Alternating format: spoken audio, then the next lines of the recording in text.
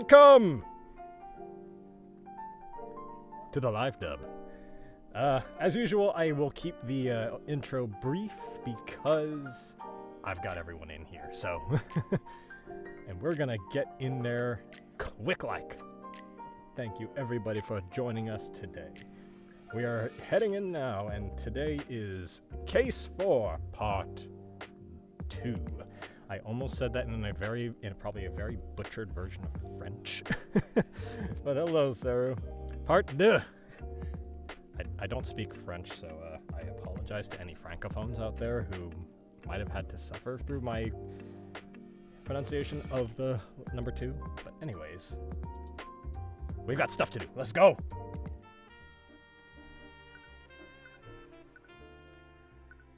Okay.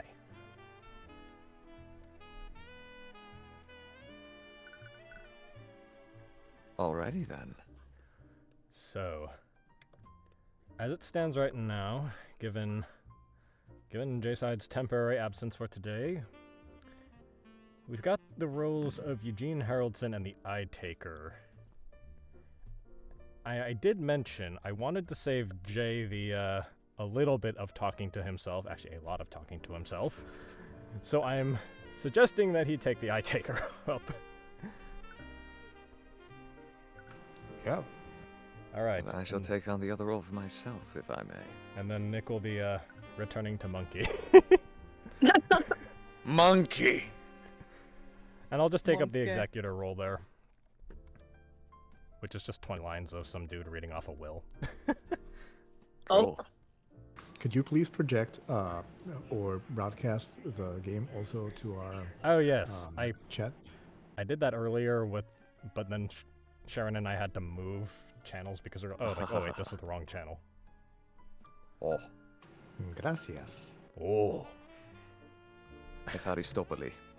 Every single time I think of that low, like, oh, I think of my old boss who's like this old Japanese man who's just every single time something happened, he was always just like, oh. Oh. Every time banana. Every time he needed to think of something. Oh my god. I was like,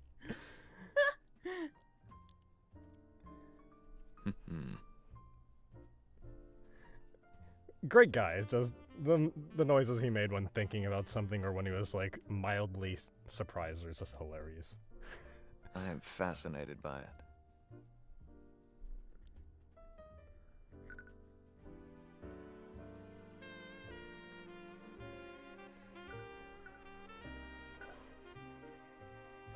I, for one, can appreciate the smooth jazz music on a Saturday night. I think it's Still waiting for Ryan to bust out his saxophone. You know, I recently did just buy a new box of reeds because I needed to do that because there's no telling how old the ones in the case are now. Fair enough. I think I need to give the case a good clean out though. A man is eating some beef jerky will be muted. The reed case needs possible cleaning and sanitization. That sounds reasonable. Yeah. Yeah. Alright, let's go. Yes, let's begin. From where we left off. Let's go. For the first time since the Lord's Ball, you're finally able to get some sleep.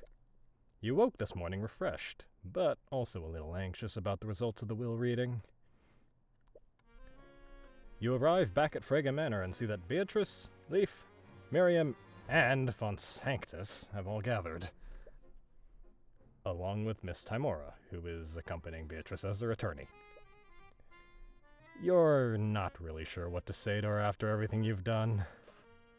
The air still feels too awkward to approach her and talk about it. Thank you all for coming here today. As William Frega's close associate, I must express my deepest condolences for your loss. I think I speak for all of Wyverngarde when I say... Enough. Just get on with it. Very well, then. To get straight to the point, Lord Frega's will was magically sealed when it was given to me. He asked me, his executor, not to submit it to the courts or probate until after his death. Although I imagine none of us expected such a time to come so suddenly. Anyway, Lord Frega's assets included sole ownership of several banking houses throughout Wyverngarde, 10 million gold in various investments.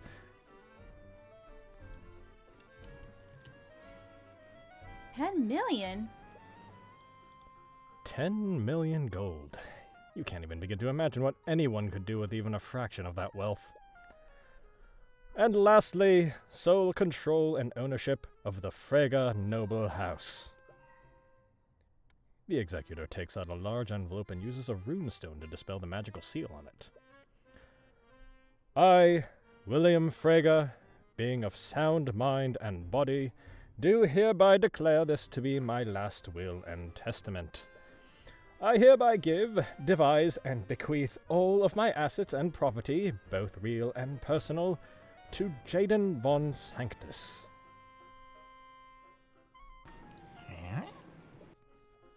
Provided that he enters into a legal and binding engagement with my daughter, Leif Frega, within 6 months of the date of my death. What? That's...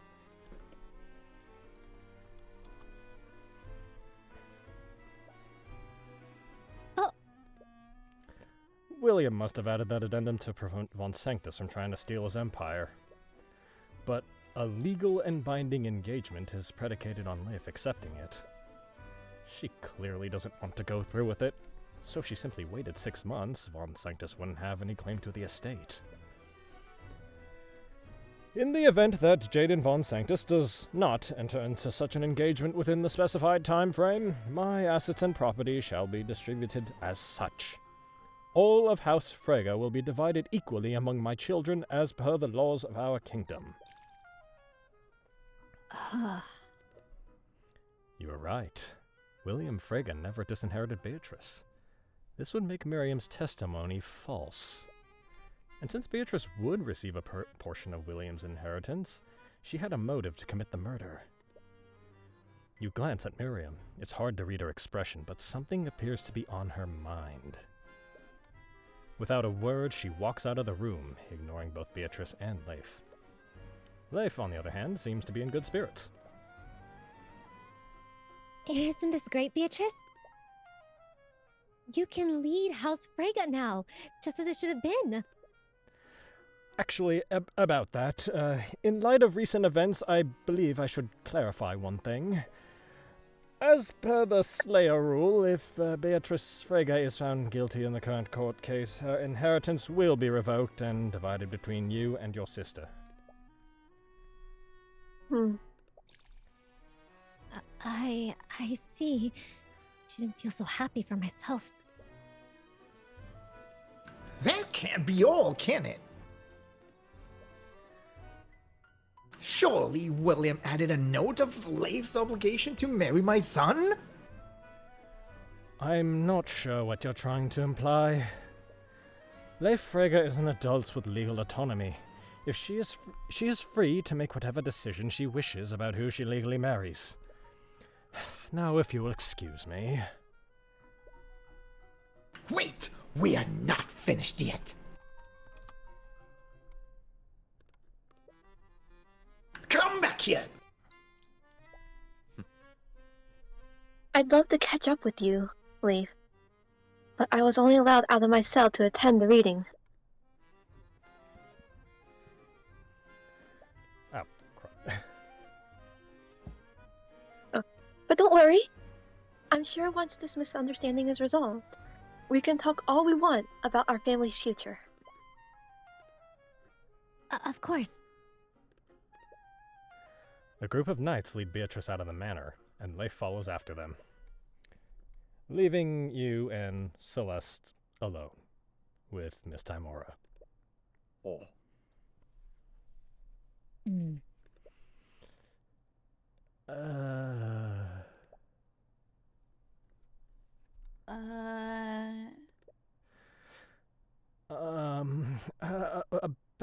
what I did. Look, I'm not angry, Cuthbert. Oh. It was an extremely unforeseen situation, and Steelwind clearly put you on the spot. You felt pressure to do something, and you made a rash decision. But I'm sure the court will understand if you withdraw. Wait, what? Cuthbert, you're not a prosecutor. You know that, right?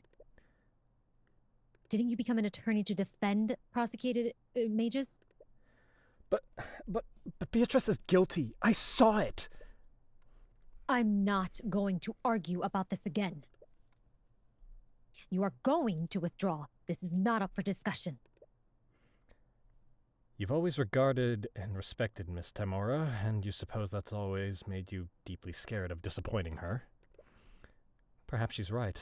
She knows more about what's going on than you do, and she's still your mentor. You want to believe that.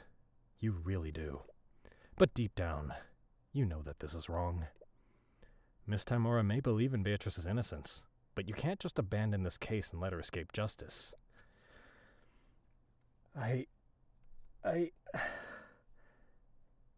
Your hands are trembling. Why are you so scared right now?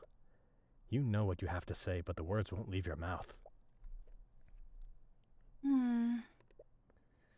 From behind you, you feel Celeste hold your trembling hand. It's warm and comforting. It's that same sensation you felt back then. Somehow, you can feel it through her hand. It's as if she's silently telling you that you know what you have to do. Your anxiety fades and you take a deep breath. I'm not going to do that, Miss Tamora. What? You said it yourself. Our court system needs a defense attorney and a prosecutor of equal power to keep things fair. That's not what I'm not going to withdraw. If you believe in Beatrice's innocence, and if you truly believe you're on the right side, then prove it by beating me.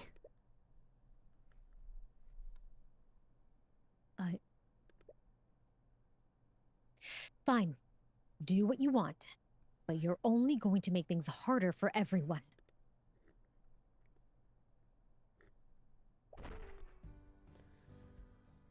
Tyrion? Just... As soon as Miss Tamora steps out of the room, your body drops to the floor. Whatever bravery you felt before got replaced with an extreme amount of fatigue. Scaled Lord. That's the first time I've ever spoken to her like that. But you still did it. You stood your ground. Oh. Figuratively, I mean, right now, you're kind of just sitting on the floor. Yeah. I need to take a moment.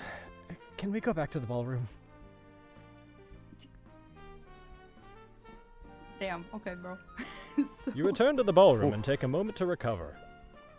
You spot Commander White at the edge of the room, but you don't pay him much notice. It takes you a while before you feel ready to stand.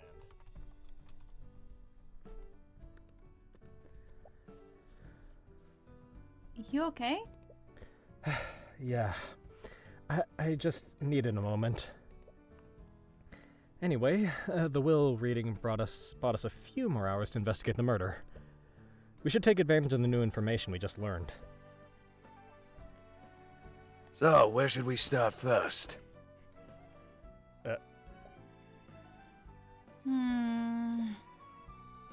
Right. You're the prosecutor now, so that would technically make you his boss for the time being.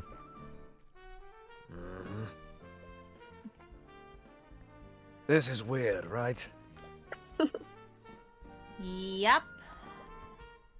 Awkwardness aside, I've never really led a task force before. What would Steelwind normally do in this situation? Well, she'd normally have us investigate areas of interest. Right. The context of the investigation tends to change after each round of court proceedings.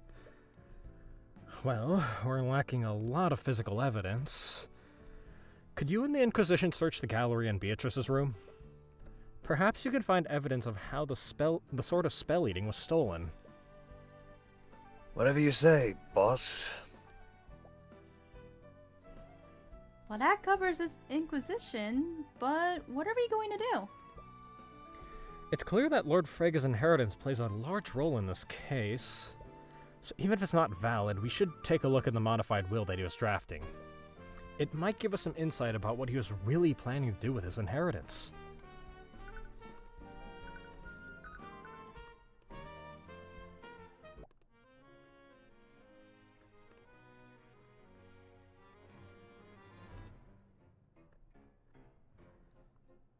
Come on, where is it? As you enter William Frega's study, you spot a figure rummaging through the drawers in his desk. Why isn't it here? Where else would he put it? Miriam? What? As soon as she notices you, Miriam quickly closes the drawers and walks towards you. But you already saw what she was doing. She was definitely looking for something. This is a crime scene. What are you doing here, Miriam? As if that's any of your business. Considering that I'm the prosecutor, it's very much my business. You give a side glance to the knights stationed inside the room. They should have stopped her from entering, but perhaps she used her status to intimidate them into letting her through. However, this could be a blessing in disguise.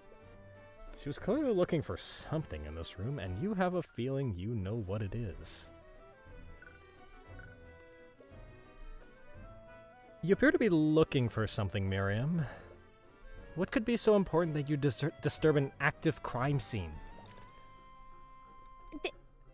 It's none of your concern. I'm merely trying to find something that belongs to me. Really? Because I have a feeling that we might be looking for the same thing. You're looking for the will that your father was drafting, aren't you? That's... Were you trying to destroy it before we could get to it? No, of course not. I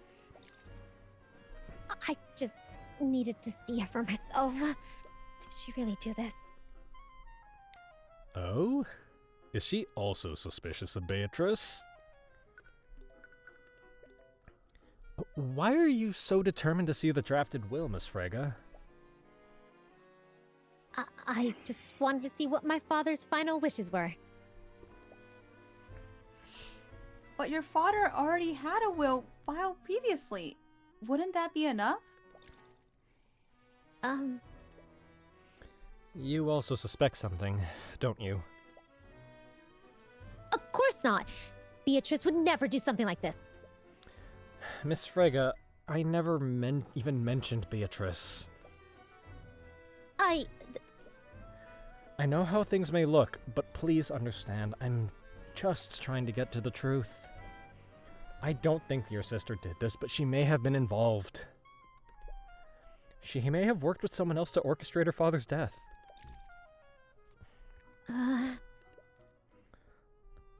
Unlike Leif, she didn't immediately deny it. That means she already had her own suspicions. Where's the will, Miriam? I need to see it. I don't know. Haven't been able to find it. You recall that she was frantically searching William's desk earlier. She's probably telling the truth. It should have been here, but I can't find it. He locked the door when he began drafting it.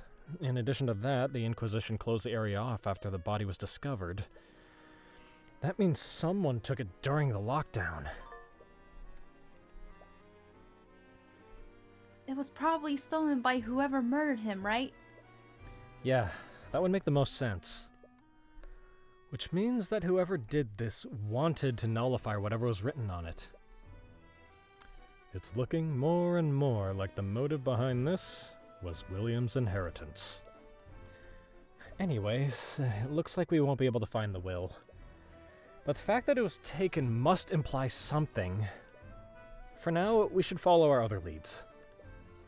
There's also the question of who committed the murder and how. Don't we already know the how? The murderer stole the sword of spell eating and used it to break into the study. That's true, but think about how they would have needed to move around the manor. The murder took place on the first floor within William Frega's study. But the gallery was on the second floor. They would have needed to go upstairs, steal the sword from the gallery, and then use it to nullify the lock on the study. Not only that, they would have needed to go back upstairs and plant the sword in Beatrice's room.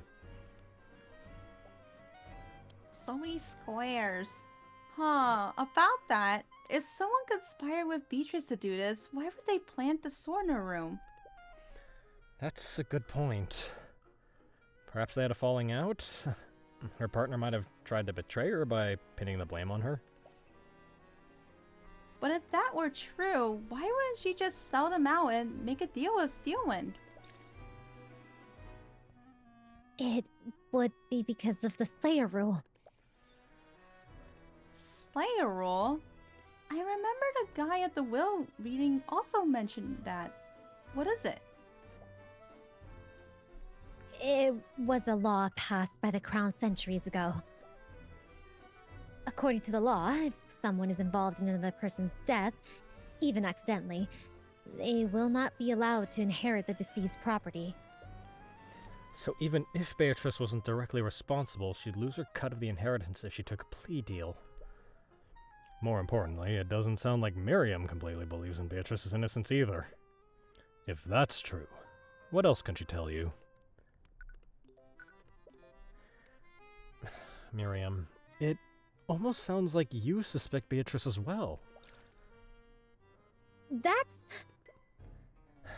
Am I incorrect? I don't know what to think anymore. Why else would she threaten me? Wait, she was threatened? Miriam, did Beatrice threaten you in some way? What? Of course not. Your testimony yesterday was quite convenient for the defense. It almost got the whole case thrown out. And Leif didn't seem to understand what was going on either. With the way she gave her testimony yesterday, it was almost like she was covering for you. Does he seriously not know?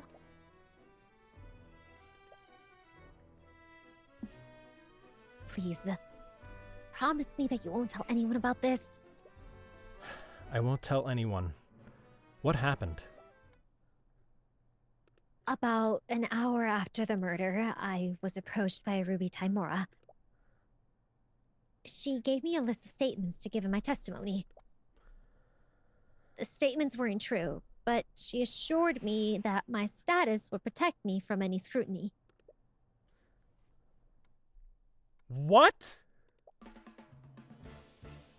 She had information that I had tried to keep secret, and she threatened to make it public unless I cooperated with her. No. No! She would never do that! I'm telling the truth. Please, you can't tell Tymora that I told you. She'll ruin me. The eye shows that her fear is genuine. She's not lying. I've seen that woman do all kinds of shady shit in the cases I've worked. Forgery, blackmail, bribery, blackmail, you name it. I'll bet you're just the same. A successor for the devil of defense attorneys. The rumors, they can't be true. You refuse to believe it. Hey, Tyrion, are you okay? Now is not the time to doubt yourself. There's too much at stake right now, and you have a job to do. We should check on Commander White. He might have found something. Okay. Just don't push yourself, okay? Yeah. Okay. You'll have plenty of time to think about this later. Oh, buddy. Oh. Oh, buddy. Wait. And then the music shifts. Huh? Where are you going again? As you move around the manor, you peek into the sitting room to see if Von Sanctus is still there. You don't see him there, but you spot another individual. Holy... He's calmly reading some sort of book. But you can feel a menacing aura emanating from him. He's just sitting there. Menacingly! Yes, I'm just sitting here menacingly. Holy Look at snap. my axe. Your axe book.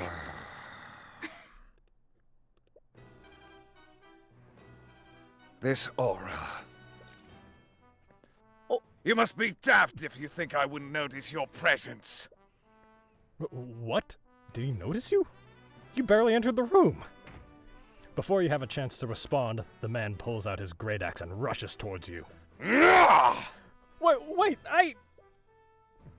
You bring up your arms to block his blow, but in hindsight that probably won't do much against an axe that large. Jesus. Oh my god. Prestigious. Sorry. Oh my god. You open your eyes. Celeste is now standing between you and the axe-wielding maniac. What in the Demon Slayer? Okay. You're not sure what happened, but it looks like she knocked him several feet backwards. Hmm? Oh, it's you two. What the hell is that? You could have killed him. He shouldn't have snuck up on me like that. I almost cleaved him in two. Jesus. Tyrion didn't do anything wrong. Who the hell do you think you are? I am Lord Lucio Steelwind. Oh. Lucio Steelwind. Never mind. Grand General of the Wyverngarde military forces. Oh. Lucio Steelwind. So this is Prosecutor Steelwind's father. They do share the same intimidating stare. Although he's not the most menacing person in the room right now. Celeste, it's fine. I'm not hurt.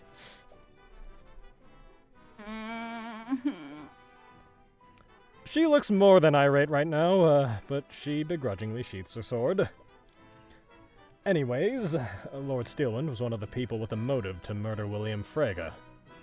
And as a fellow head of a pillar house, he might have some information about William and his affairs.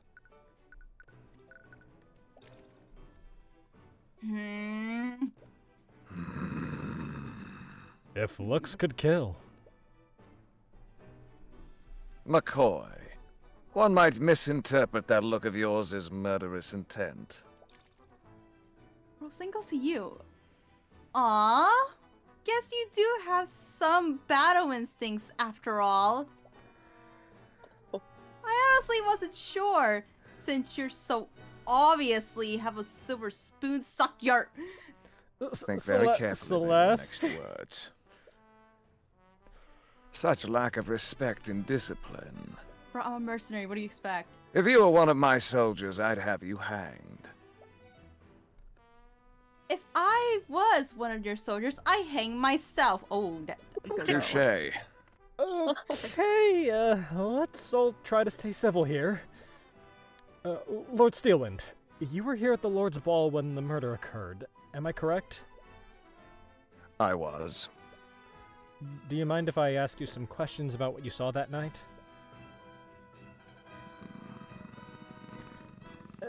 If that's okay with you. I suppose I must oblige, considering that my daughter has so unceremoniously thrust her responsibilities onto you. I'm sorry what happened to your daughter. I'm sure that you're very worried.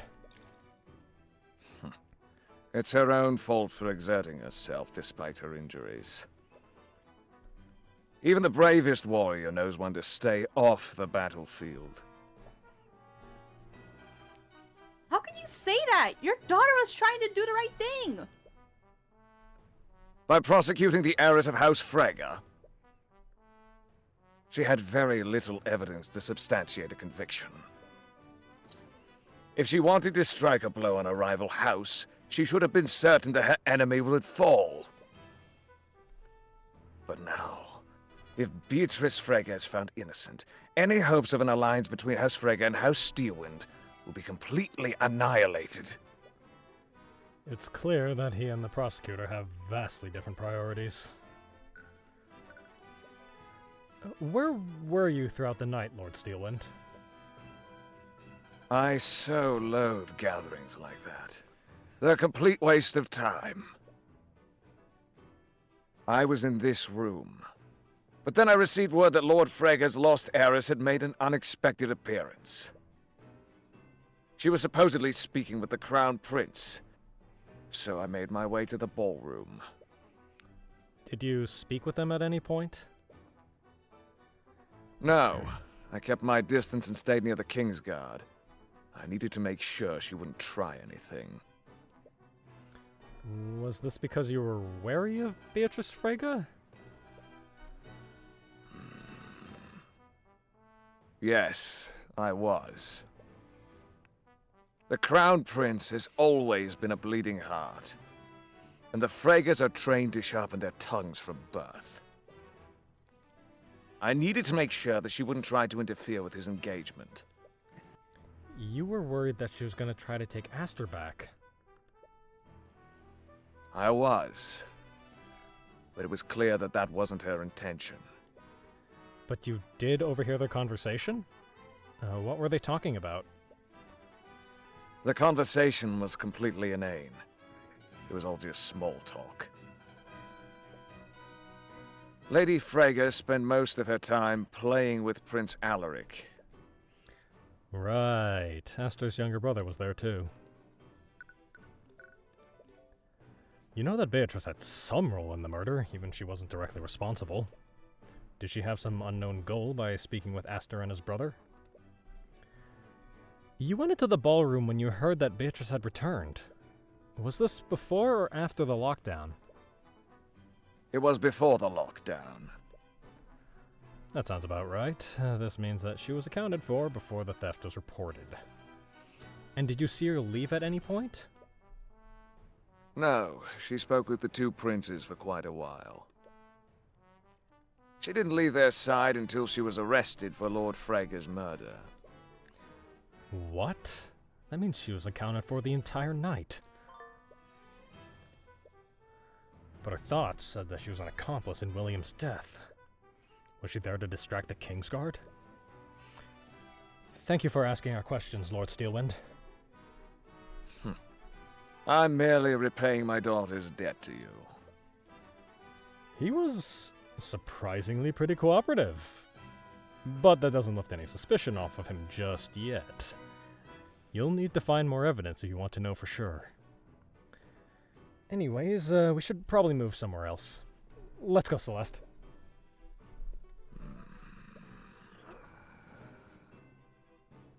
McCoy. What? Your spell casting is undisciplined, but your battle stance and reflexes are commendable. You have my respect as a warrior. As if that means anything coming from you. What an undisciplined and defiant brat. Boy! Girl! This guy's my father? Okay, he's hot, but okay, got it. Keep it in that corner! Don't let it get away!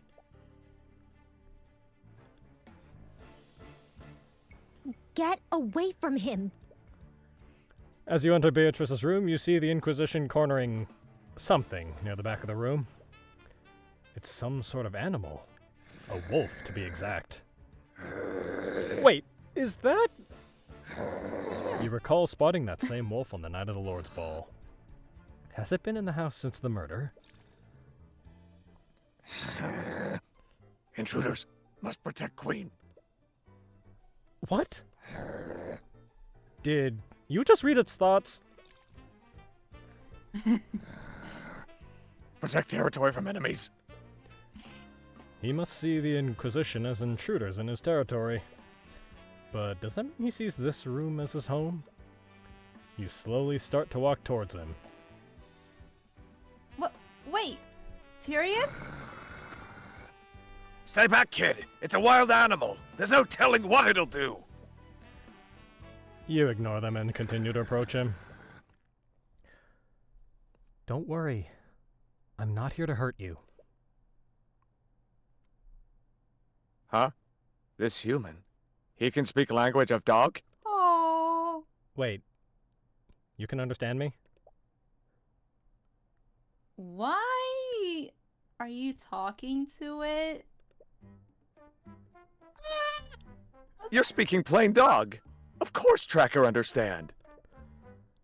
What's going on here? Is the Eye of Horus allowing you to speak with him? Oh. Well, you've never really tried it before, but perhaps her powers aren't limited to humans. Anyways, this could be a good opportunity. It's so cute. You wonder what else he knows. Tracker. Is that your name? How did you... Yes, Tracker is Tracker. That's the name Queen gave to me. Occupation dog. Tracker gestures to Leif when he mentions his queen. He called you his queen. Do you know him, Leif? Yes. But how... How are you talking to it? That's... You were so caught up in speaking to Tracker, you didn't realize how strange this scene must look to everyone else. I'm, a dog whisperer. Oh my god. You never mentioned that before? Do you honestly expect us to believe something like that? But Tracker says he can understand him. He told me himself. Wait, how do you know that?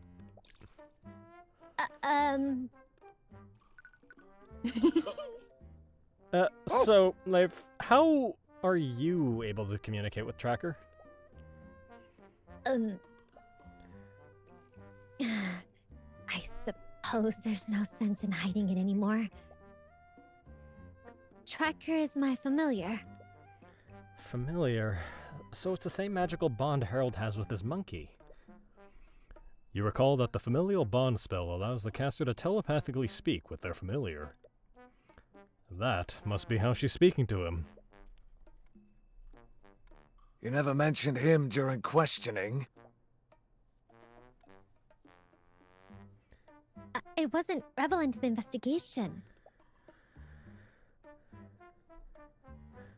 And I've been keeping him a secret from my family. I suppose that makes sense. I doubt William Frega would have allowed you to keep an animal in his home. Well, I don't appreciate you keeping this info from us. But it doesn't look like anyone got hurt.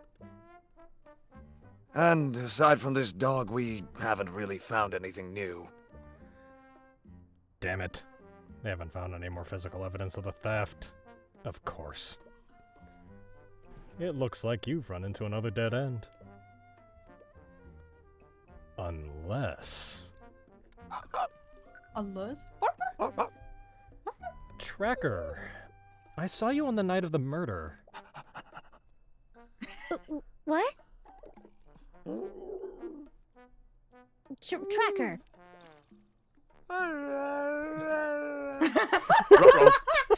Ruh-oh. What the Scooby?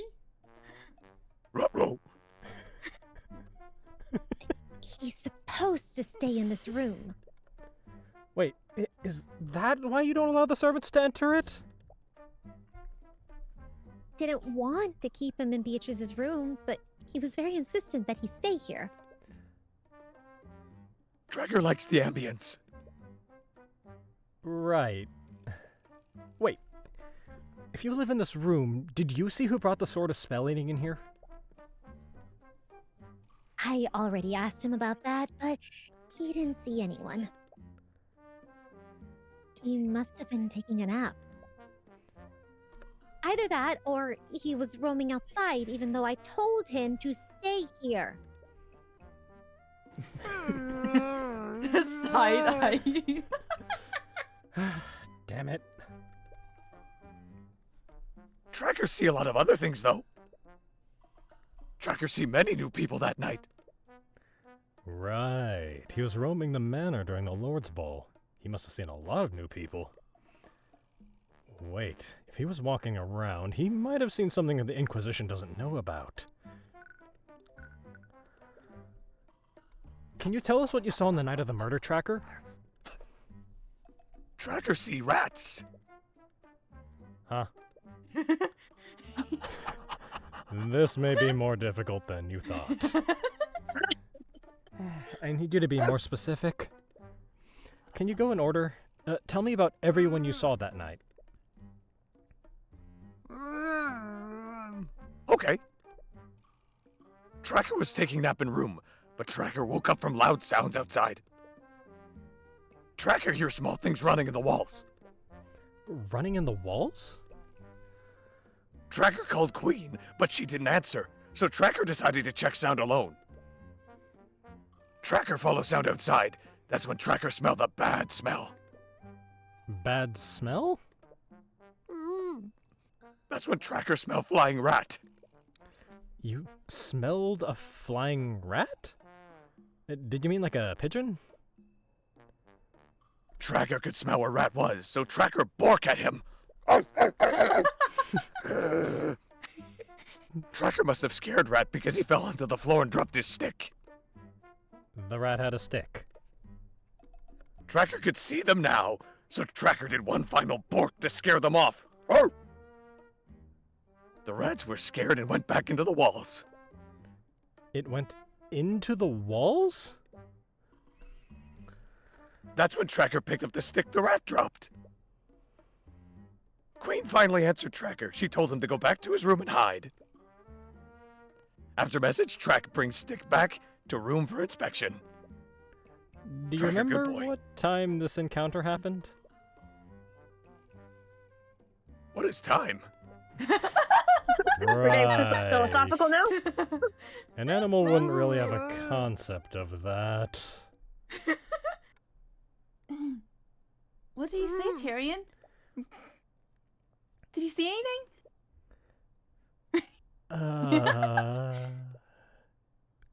Well, he definitely saw something. Okay, let's try to take a moment and work through this. Tracker is an animal, and despite being able to speak with him, his use of words is very primitive. So you should carefully examine each of his statements. The first thing he heard was small things running in the walls. You recall that someone else observed something similar that night.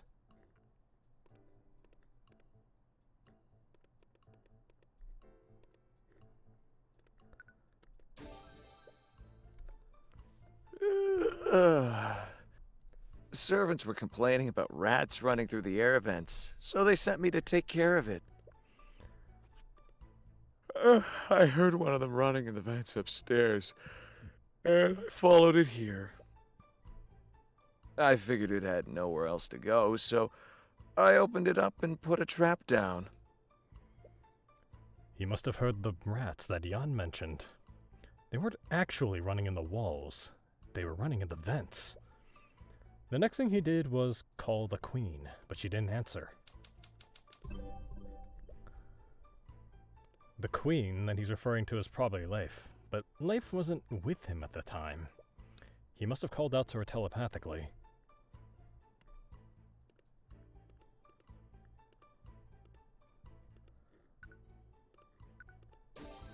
Leif didn't respond because she never got Tracker's message. The telepathic capabilities granted by familial bond were disabled by the anti-magic field, which means that this encounter happened during the lockdown. So that covers his first two statements, but you're not really sure what to make of the flying rat he saw. Tracker, why did you refer to the rat as flying? Because rats, you don't usually jump and fly.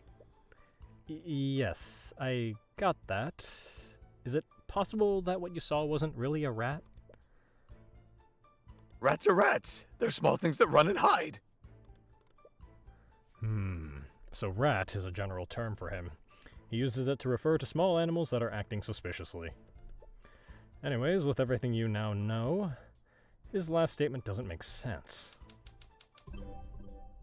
He said that the Queen finally answered him, and this happened after he picked up the stick. But that shouldn't have been possible due to the anti-magic field.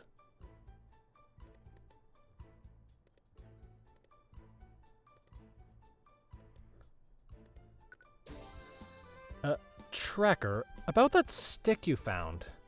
Where did you put it after you came back to this room? Tracker hides stick in safe space. Under the bed. And this stick, did it look like the sword that my friend is carrying? What? Hey, your friend stole my other stick! Wait, your other stick? Oh. Yeah, Tracker found it while he was hiding from the metal men. Metal men? Is he referring to the Kingsguard? He must have left the bedroom while they were searching for the sword of spell eating. Wait, are you the one who stole Celeste's sword? Tracker! Did Tracker do it bad? It's as I suspected. Oh my god. Tracker was the one that brought the spell of sword eating here. What? I have no idea how or why. But the sword of spell eating was lying in a hallway somewhere. Tracker found it and brought it back to Beatrice's room. His room. That can't be. So the person who framed Beatrice for the theft was...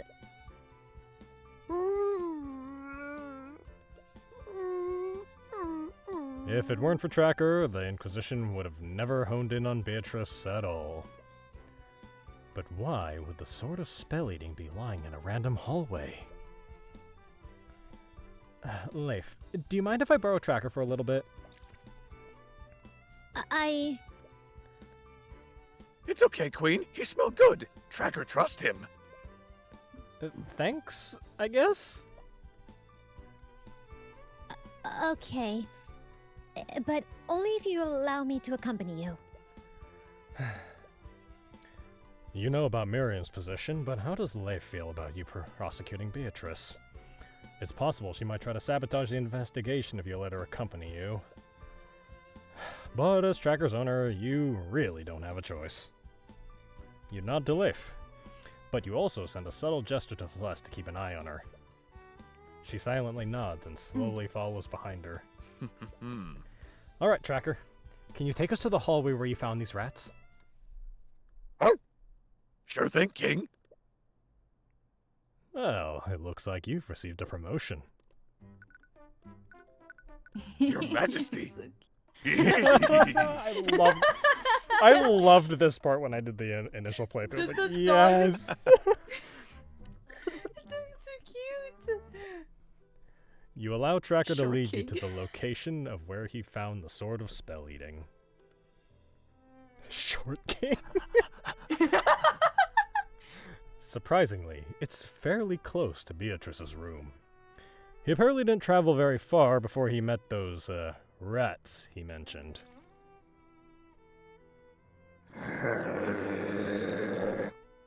As you continue toward your destination, Tracker suddenly becomes extremely tense. Tracker? What's wrong? Enemy. Oh? Before you even have a chance to react, Tracker steps between you and Eris and begins angrily barking at her. Dang. Oh dear. Tracker, stop that.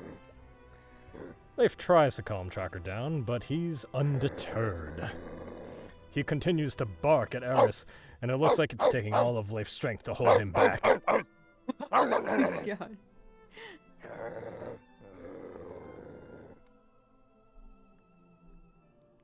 I'm terribly sorry. He's not usually like this. Hold him back, Queen. Hold him back.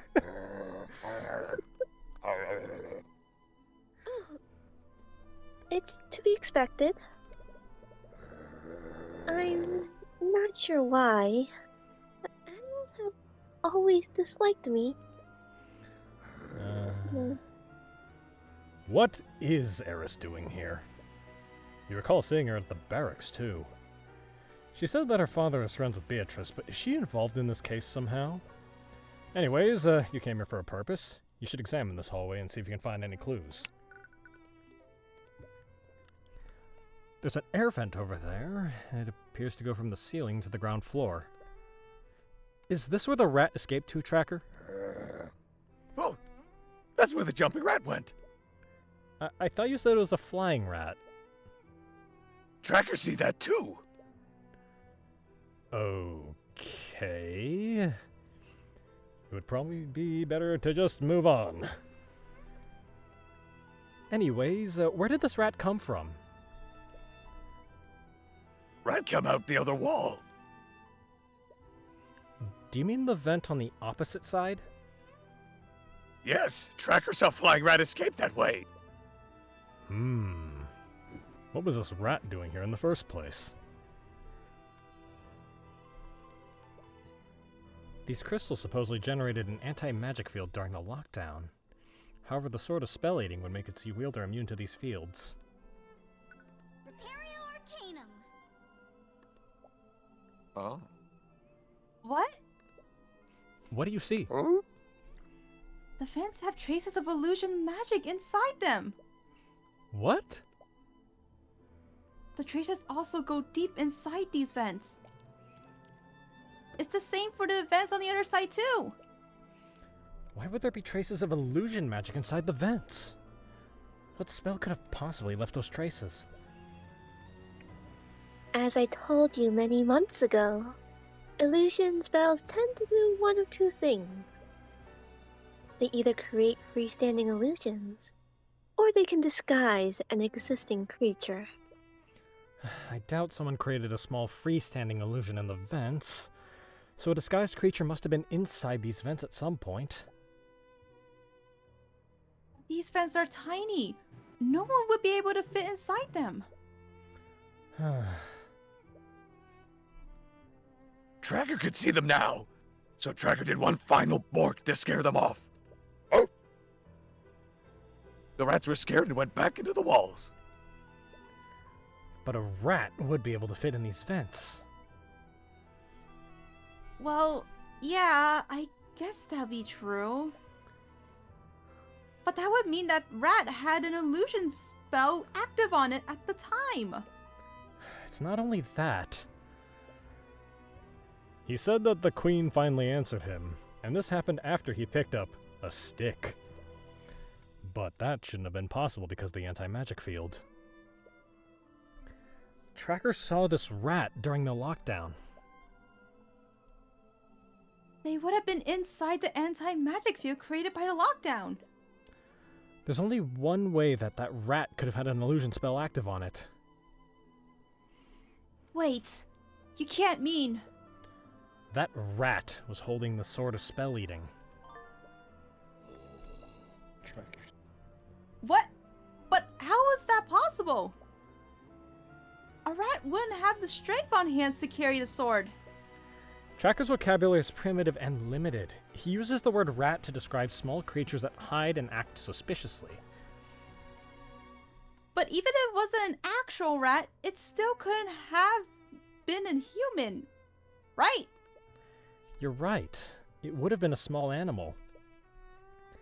A small animal with the strength and dexterity to traverse a small air vent while holding a sword. Sorry, but I really have to ask.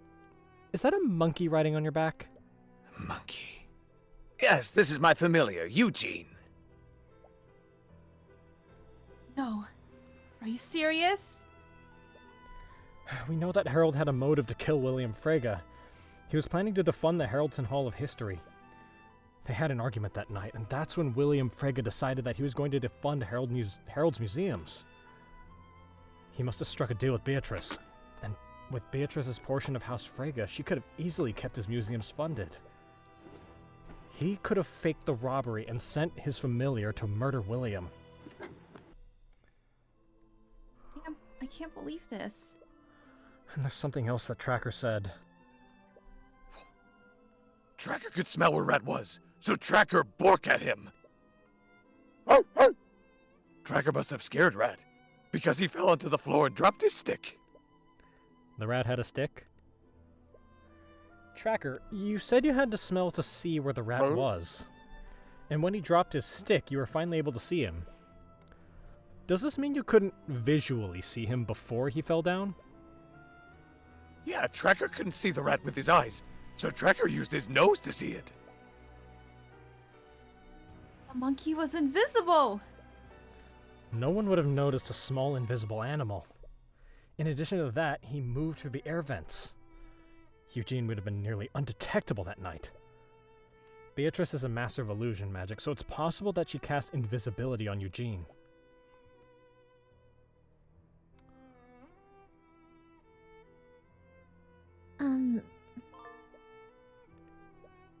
And then there's the position of this air vent. We're currently in the hallway just north of Beatrice's room, and this air vent connects to the ground floor. If we align the two floor maps together, this vent must lead to the storage room. Right, the air vent there curved upwards. This must be where it leads. And according to Yuen, that air vent led directly to William's study. It would have been the perfect route to enter William's study and leave undetected. But he wouldn't have needed to nullify the lock to enter that room. Why would he need to use the sword of spell eating at all? Because of familial bond, they can telepathically communicate with each other. Harold probably needed Eugene to hold the sword so he could tell him exactly where to go. The sword's magic affects everyone magically connected to the wielder, and familial bond connects them magically. It makes sense now. Harold could have easily faked the robbery to take suspicion off of him. It's even possible that he was lying about how the display glass was shattered. But I've known Lord Haroldson for many years now. I just can't believe that he'd be involved in this. She may have known Harold for a long time, but she's never read his thoughts. His thoughts were very hostile and rude, despite his kind expression. He's very good at hiding what he's truly feeling. And Beatrice, there's no way she'd participate in a plan like this. Look, Leif, I know you don't want to suspect your sister, but... It's not that. Beatrice would never trust anyone enough to work together like this. Oof. Oh. But she's completely blind. She wouldn't have much of a choice. Even so, she's not the type of person to trust her accomplice to stay quiet. She'd find a way to carry out a plan herself, and she'd only employ someone else's help if she had full control of them. Leif probably knows her better than you do. But you doubt that working alone would be possible with her condition. Oh, bless you. Bless you. Bless you. Bless Bless you. you. Bless you. And you can't think of any other way she'd be involved in this. Anyways, we're finished here, aren't we? Yes. Thank you for lending Tracker to us, Leif. I only want to help you out, help you find out what really happened. Don't make me regret trusting you, Mr. Cuthbert. If you're truly on the side of justice, then you won't. Good. Now, if you'll excuse me. So that's it, right? We finally know who really committed the murder then. And if you can get Harold to confess on the stand, he might reveal Beatrice's involvement as well. If he does that, you might be able to convince her and Miss Tamara to take a plea deal. Although, knowing Miss Timora, that will be easier said than done. Anyways, this is definitely the lead that we've been looking for. But is it really enough? We still don't have any physical evidence. It'll have to do for now. We're running out of time.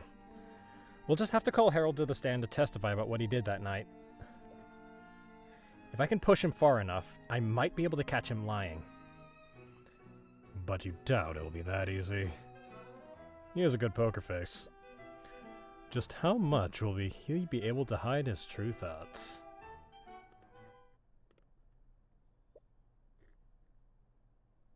I already gave my statement to the Inquisition.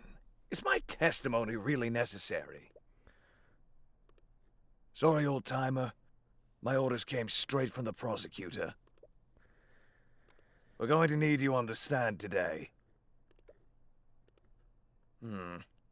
I understand. I'll do what I can to help. So...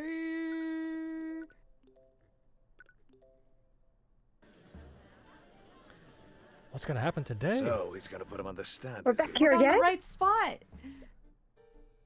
Court is now resumed for the trial of Beatrice Frega. Let us review yesterday's proceedings. It feels like it's been a week.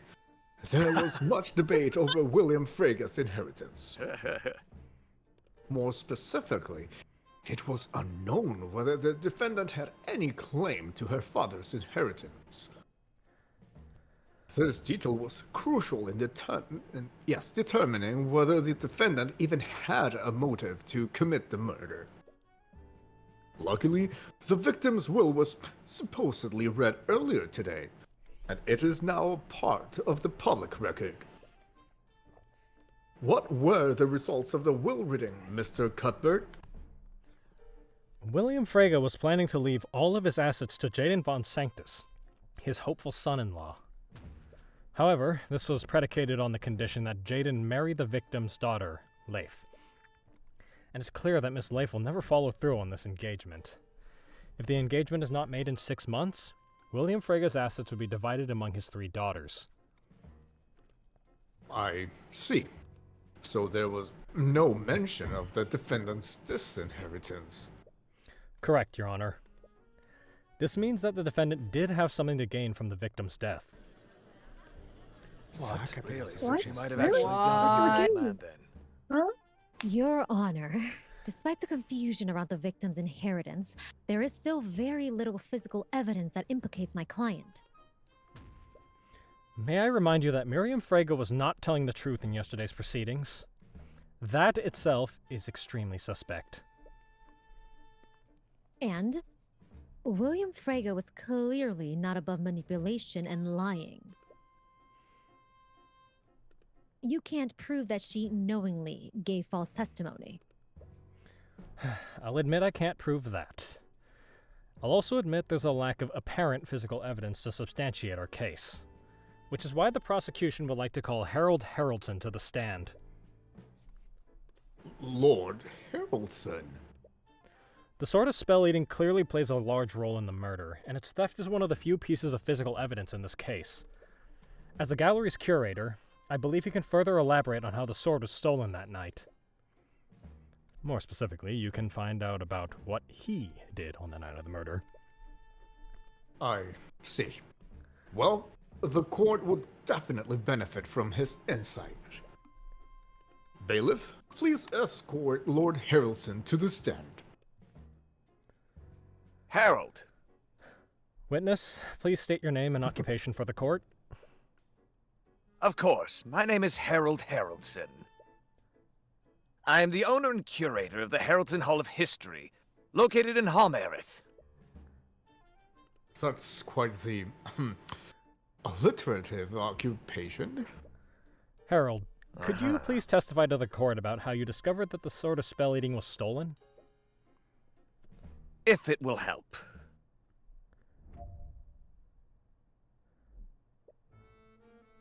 I was keeping an eye on my gallery's exhibits when I realized that my familiar hadn't returned. I called to him telepathically, but he didn't respond. I became worried, so I went around the manor to search for him. About an hour later, I returned to the gallery and discovered that the exhibit held the sword of spell-eating. I discovered that the exhibit that held the sword of spell-eating was completely destroyed. The artifact was missing. So I reported the crime to the knights at the ball, and they activated a discreet lockdown. Luckily, we found the sword and my familiar later that night. So you went to search for your monkey, and that's why you didn't witness the theft? Monkey.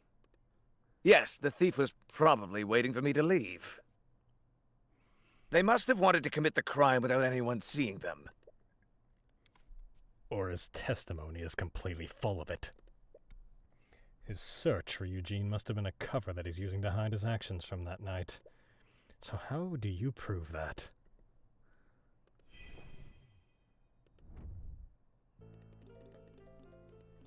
Monkey. His statement just now is missing some details. But what details should you ask him to elaborate on? How did you eventually find Eugene that night? After an hour of silence, he finally responded to my telepathic messages. He met up with me in the gallery before we went to search for the sword. So this would have been after the theft was reported. Yes. He would have had to pick up Eugene after he murdered Lord Frega. This must be the alibi they're using to account for the time that no one could see Eugene. Anyways, this detail could be extremely important. Please add it to your testimony, witness. Harold. Yes. Of course, Harold. He says that he went around the manor to look for Eugene. Do you think he's telling the truth? Maybe, but his so-called search for Eugene gave him a good excuse to not be seen by anyone. It's a decent alibi, if not without its flaws. You'll just need to poke some holes in that alibi. I was keeping an eye on my gallery's exhibits when I realized that my familiar hadn't returned. Harold.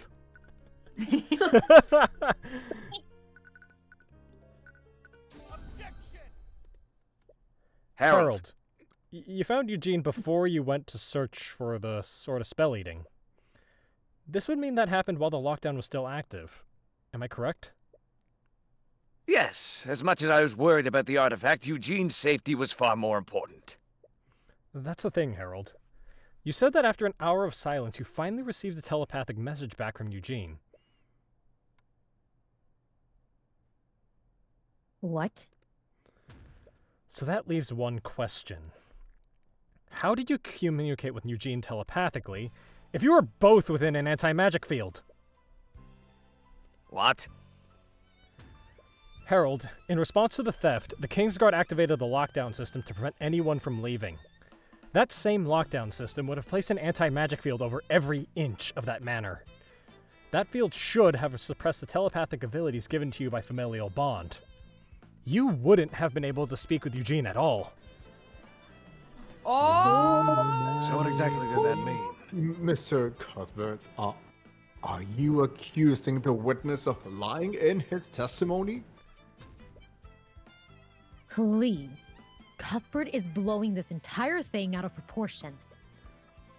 Anti-magic field is a resource-intensive spell. We can't assume that they managed to cover every inch of the manor. Especially the areas that would only be accessible to a small animal. Miss Timora, let's assume that Eugene managed to reach some sort of blind spot in the lockdown system. The magical telepathy granted by familial bond connects two people. Even if Eugene wasn't affected by the anti-magic field, Harold would be. That's very true. So how did I hear them that night?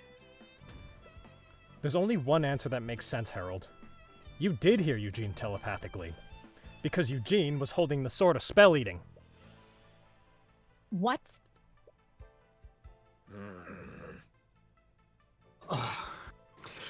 I'm sorry, Mr. Cuthbert. But are you saying that the sword of spell eating was stolen by the witness's pet monkey? I am, Your Honor.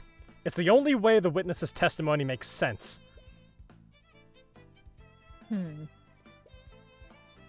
She doesn't have a rebuttal. You should push this while you still have a chance. Harold Haroldson, you were the one who stole the sword of spell eating, weren't you? And what reason would I have to steal something that already belongs to me? It was to take suspicion off of you, because you were the one who had William Frega killed. You staged a robbery and used the sword of spell eating to make Eugene invisible. Then, you sent him through the manor's ventilation system, all so you could have him murder William Frega in his study. Well done, Cuthbert. I suppose you just can't stop yourself from pursuing a lying witness. It's what I do best, Miss Timora. Of course. Witness, do you have anything to say in your defense? He's misguided, but he's just doing his job. It's quite obvious, but I completely refute the prosecution's allegations. You were expecting his thoughts to be hostile like before. Oh, bless you. Bless you. Thank you. Then, do you also refute your statement about Eugene telepathically speaking with you? I know better than to lie on the stand to try to save myself. I can't explain how it happened, but I stand behind my testimony. Eugene did telepathically contact me during the lockdown. But how did he do it? Wait, so he doesn't know how that telepathic communication happened? Perhaps he overlooked it when he was planning the murder with Beatrice. And that's your position, Cuthbert? That the witness sent a monkey to murder William Frega? Monkey. It may sound ridiculous, but that's the only thing that makes sense. Or do you have any evidence to refute that, Miss Timora? No. I fully and wholeheartedly agree with you, Cuthbert. Wait. Tyrion? Mr. Cuthbert, did you forget that you were prosecuting Beatrice Frega?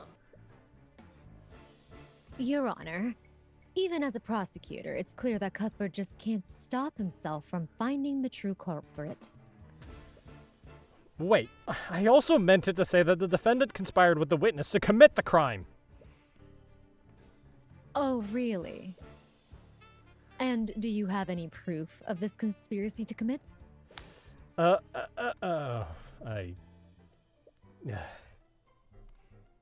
course you don't. But, even so... But let's assume that you did have evidence to prove your statement. If this was really a plot formed by my client and the witness, would my client even contribute to this plan? From what you said, this plot was completely carried out by Lord Haroldson and his familiar. Well, the glass. He would have needed a powerful mage like the defendant to break the sword's display case and stage the robbery.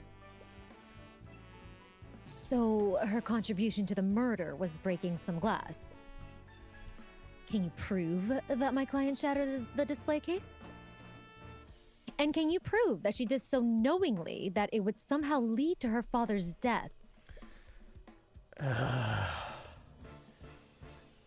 You might have gotten a little too eager to prove Harold's guilt. The physical evidence against my client was almost non-existent in the first place. Meanwhile, it seems the prosecution has just brought forward physical evidence that implicates Lord Haroldson. Physical evidence that is supported by his own testimony. There has to be some explanation for this. Cuthbert, didn't you ask me something yesterday? If my client didn't kill the victim, then who did? I suppose I should thank you for finding the answer. Damn it. All you did was make it more difficult to prove your case. But Harold has to be involved in this. You weren't wrong about that. Only Eugene would be small enough to traverse the air vents. So isn't there anything else you can use? With the threat of indictment, Harold must be stressed. It's gotten you out of tight spots before. Maybe you can find the evidence in his mind. You can use every trick you have, Cuthbert. It won't help you. Ignore her. Calm your mind and focus the Eye of Horus on him. You have to find something, anything that might tie the murder to Beatrice.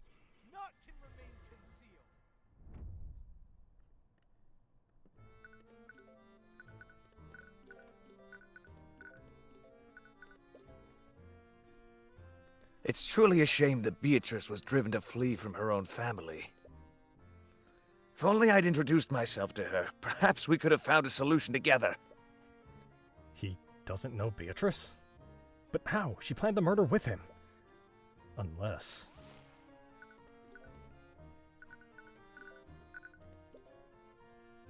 I can't believe that one of my artifacts was used to commit a murder! It's completely disrespectful to the culture and history behind it. What? He's speaking as if he truly had no hand in this. But that can't be true, can it?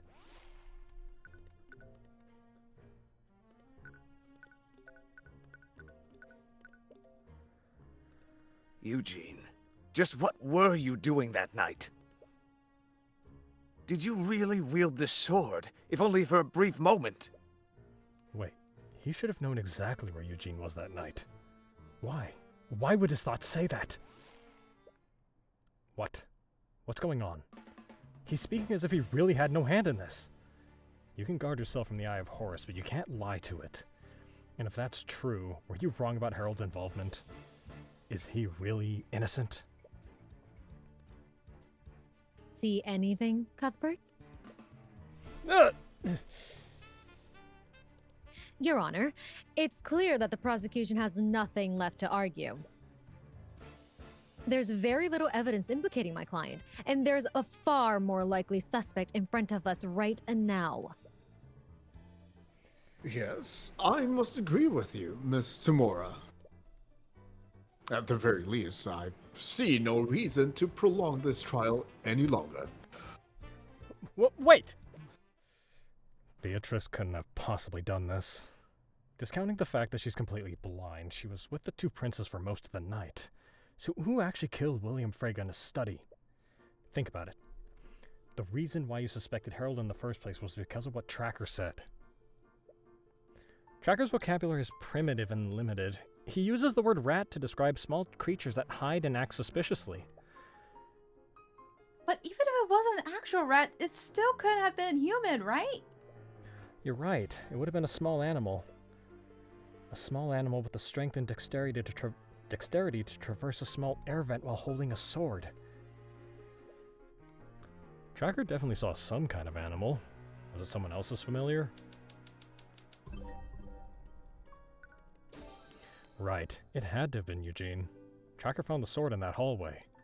And Eugene couldn't have communicated with Harold unless the sword protected both of them from the anti-magic field. But why? Why did Eugene just happen to be in that hallway? That also doesn't explain why the sword of spell eating was even there. No, Tracker said that Eugene came out of the air vent on one side of the hallway, then he fled into the air vent on the other side. Even for a small monkey, those vents would have been extremely cramped. He wouldn't have entered those vents out of mere curiosity. You now know that Harold didn't participate in the murder. But did he know about what Eugene was doing that night?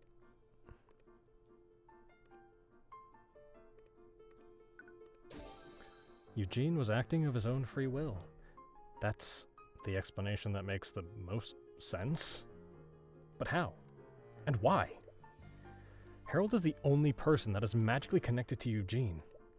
And even if Beatrice somehow got Eugene to follow her orders, he wouldn't have been able to direct his actions telepathically. Beatrice couldn't use any other conjuration spell to contact him either. She was also in the anti-magic field when she was with Aster. So if Eugene was the one who murdered William Frega, was he acting independently? No, that can't be possible. This plan required knowledge of Frega Manor's ventilation system. It also involves murdering William during the lockdown and destroying his will. Eugene might be smart for a monkey, but a normal monkey wouldn't have known how to identify and destroy William's will. Even if Beatrice had somehow trained him to all this beforehand.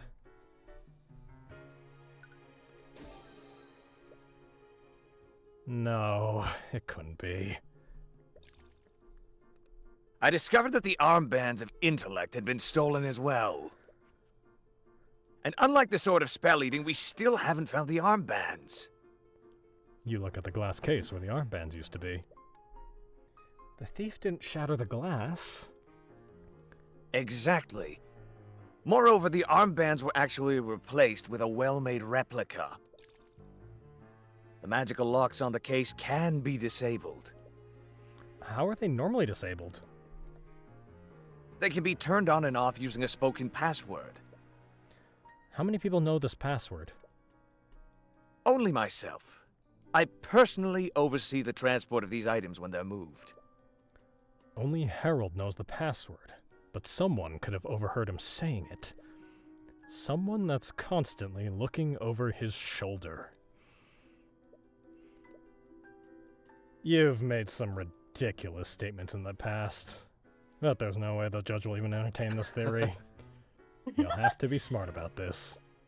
Oi. Your Honor, I think there's no. one more witness that can clear up this discrepancy once and for all. I believe he can prove the prosecution's case to the court. Really? I frankly find that hard to believe. Please trust me, Your Honor. There's an element to this that we all aren't seeing.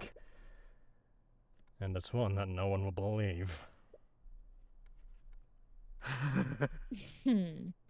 What do you have planned now? Very well. I'll give you one last chance, Mr. Cuthbert. But know that if your next witness fails to unveil any new information, I won't hesitate to end this trial. I understand, Your Honor. So, I'm going to need you to bear with me for a moment. Why? Your Honor, Oh, the yep. prosecution calls Eugene Haroldson to the stand. Let the monkey business begin. Huh.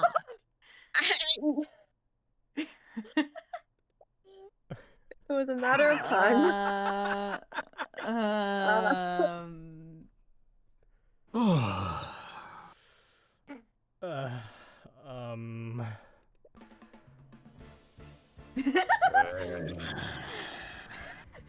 Here we go.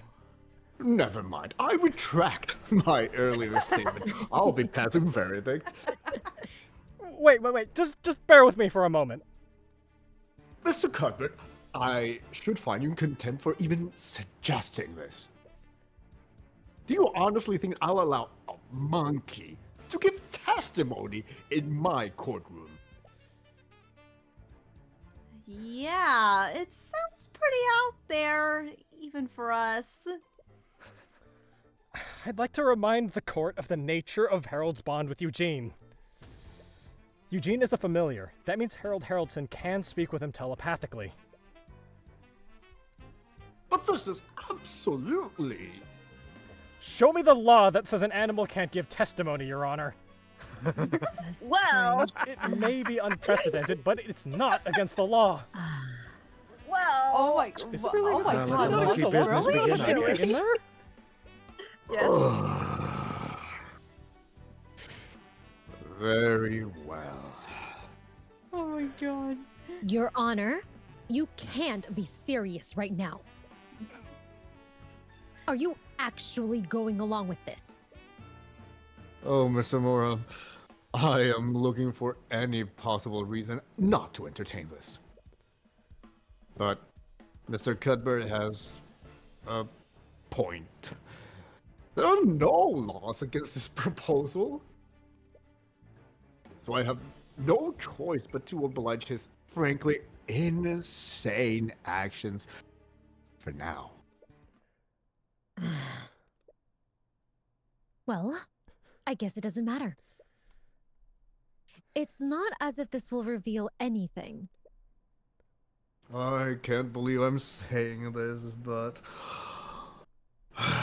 Bailiff, please escort Lord Haroldson's monkey to the stand. Harold. Oh my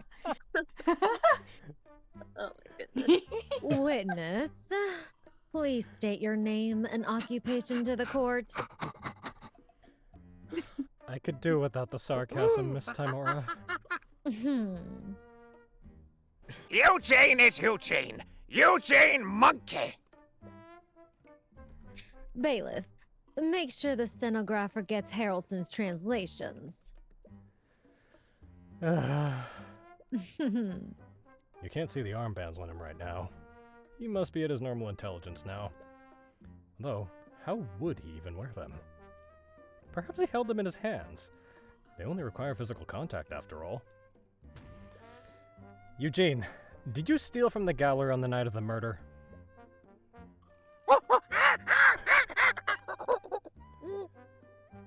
Eugene never steal from Harold. Eugene respect Harold. Then you'll have no problem testifying about where you went during the Lord's Ball. I can't believe you're letting me convince me to permit this. Oh my god. Oh boy. This is great. Eugene explore house. Eugene look for new place to play. Eugene also look for spiders. Spiders yum yum. Woo. You think Eugene steal armbands of intellect? Eugene never steal from Harold. Harold friend. Eugene always Harold's friend. Apes together strong together. Wow. You did it, Cuthbert. You blew this case wide open.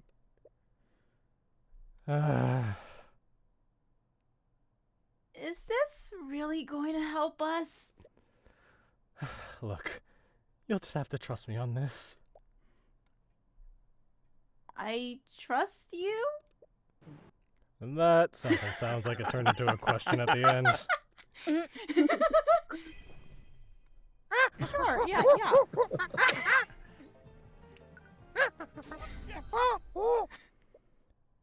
Wait a minute. Eugene, I asked you before if you stole anything from Harold's gallery. Eugene, no. Eugene would never steal from Harold. Cuthbert, don't waste our time by having him repeat that statement. That's the thing, Miss Timora. That's not the same statement he made in his testimony. I asked the witness if he stole an artifact from the gallery. I never mentioned the armbands of intellect. Oh, Oak? What are you talking about?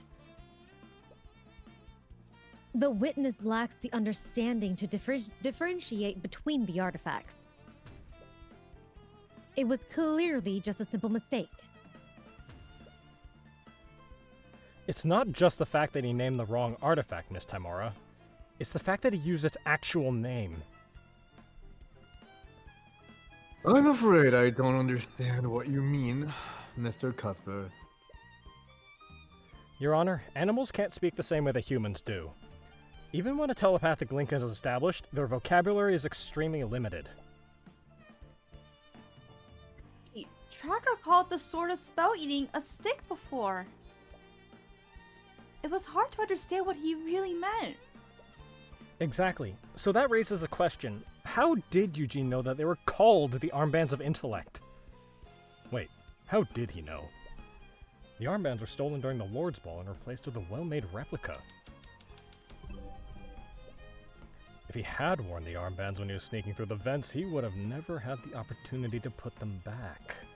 And the armbands are still missing.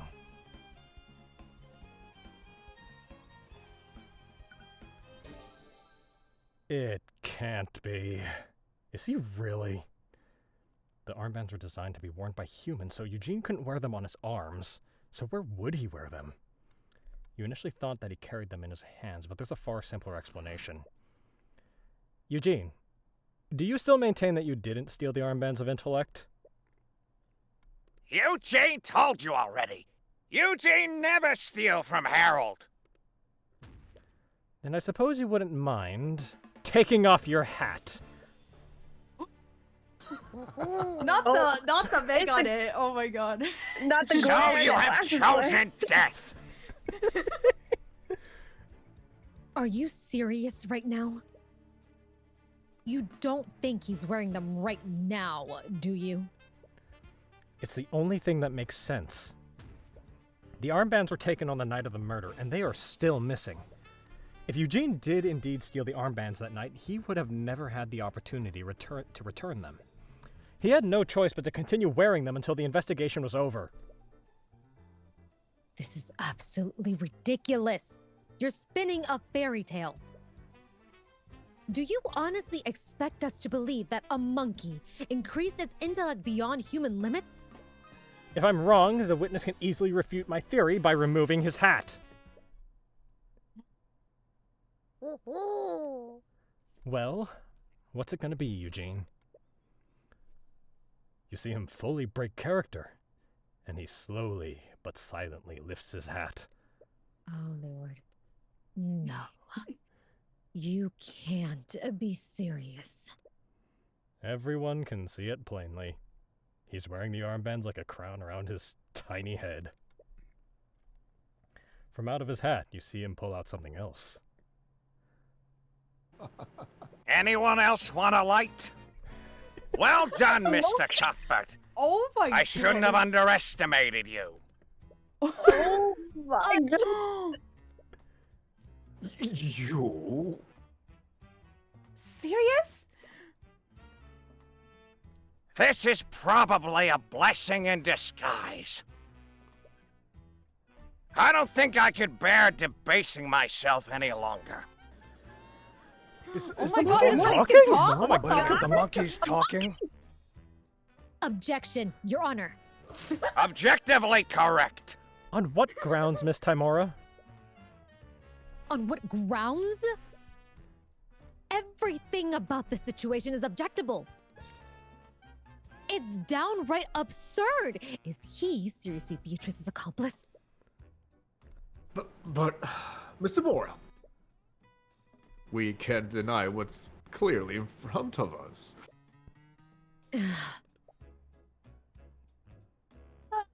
I was not ready for today. What a mood. How is he even talking right now? Scholars believe that humans and apes evolved from a common ancestor. Perhaps all apes can speak the common language under the right circumstances.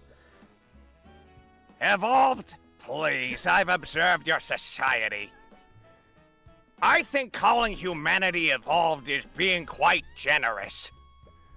I love that you've got like the Gilbert Gottfried voice going right now. It's objectively correct, and it's bananas. Oh my god. Good thing you asked me to take off my hat, otherwise I'd call it public indecency. Jesus. This can't be happening. Well, are you all done gawking at me like a bunch of simpletons? Simpletons? Wait a minute. Precisely. It's quite difficult to separate myths from actual historical accounts. Right. I remember encountering a similar problem at the Imperial Academy. Ah, you must be quite dedicated to your studies. They let this simpleton into the Imperial Academy? Rude, but you suppose that can't be helped. Every insulting thought that you've seen from Harold, they weren't Harold's thoughts at all. They were Eugene's thoughts. He's been wearing the armband since you first met. But I still don't understand. Why would you even take the armbands in the first place? Accessories! I mean, I'll admit that the Lord's Ball was the first of many occasions. Not even the first of many occasions. The first time I touched them was due to sheer chance. You put them on by accident? My unawakened self was enamored by its glittering sheen. I merely wanted to touch them. But when I first held them in my trembling monkey hands, I experienced a sense of clarity that I'd never felt before. I was afraid of what I'd experienced, so I left them alone. But as I returned to my primitive primate lifestyle, I couldn't stop thinking about what I felt that day. You were hooked. On a feeling. I wouldn't quite phrase it like that, but I suppose you're not wrong. I already knew the password to Harold's vault, so I'd come in from time to time and indulge in the armband's power. But the more time I spent with my awakened intellect, the more I craved its power when I had to put them away. And that's when you made the replica. While no one was watching, I devised a plan to discreetly take the armbands. Harold would have eventually discovered that they were stolen, but he would have concluded that a noble from the Lord's Ball took them. Because of the pressure that he was receiving from the crown. I'm not proud of what I've done, but I never expected things to reach this point. I didn't expect someone to steal the Sword of Spell-Eating as well. And I certainly didn't expect a murder to happen that night. So you still maintain that you're innocent? Of course I do. Oh, strong stuff. I stole the armbands, but I did not murder William Frega, nor did I take the Sword of Spell-Eating. Allow me to elaborate.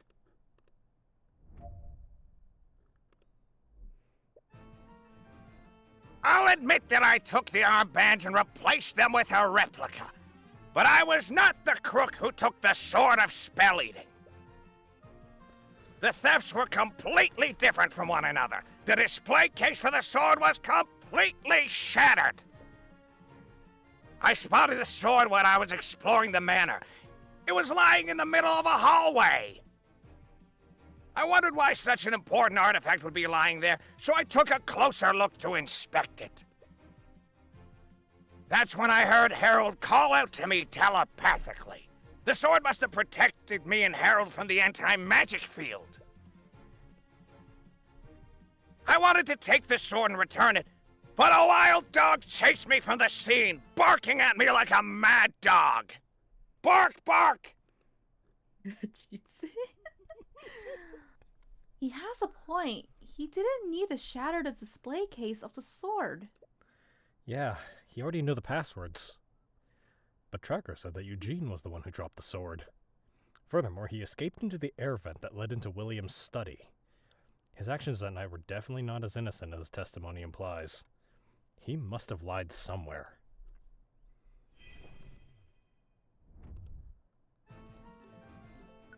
I'll admit that banana. But that location was near the Frega's bedrooms. Don't tell me that you... What do you take me for?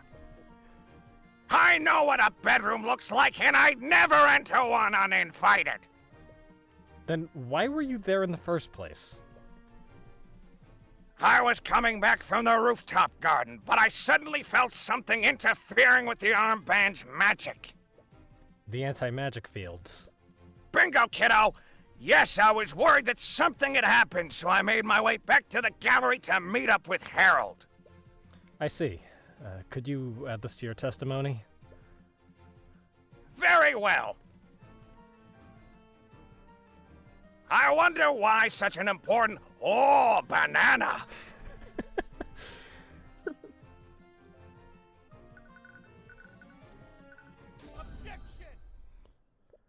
Eugene, I'm sure you're well aware of this, but the best way to lie is to hide a false detail within many truths.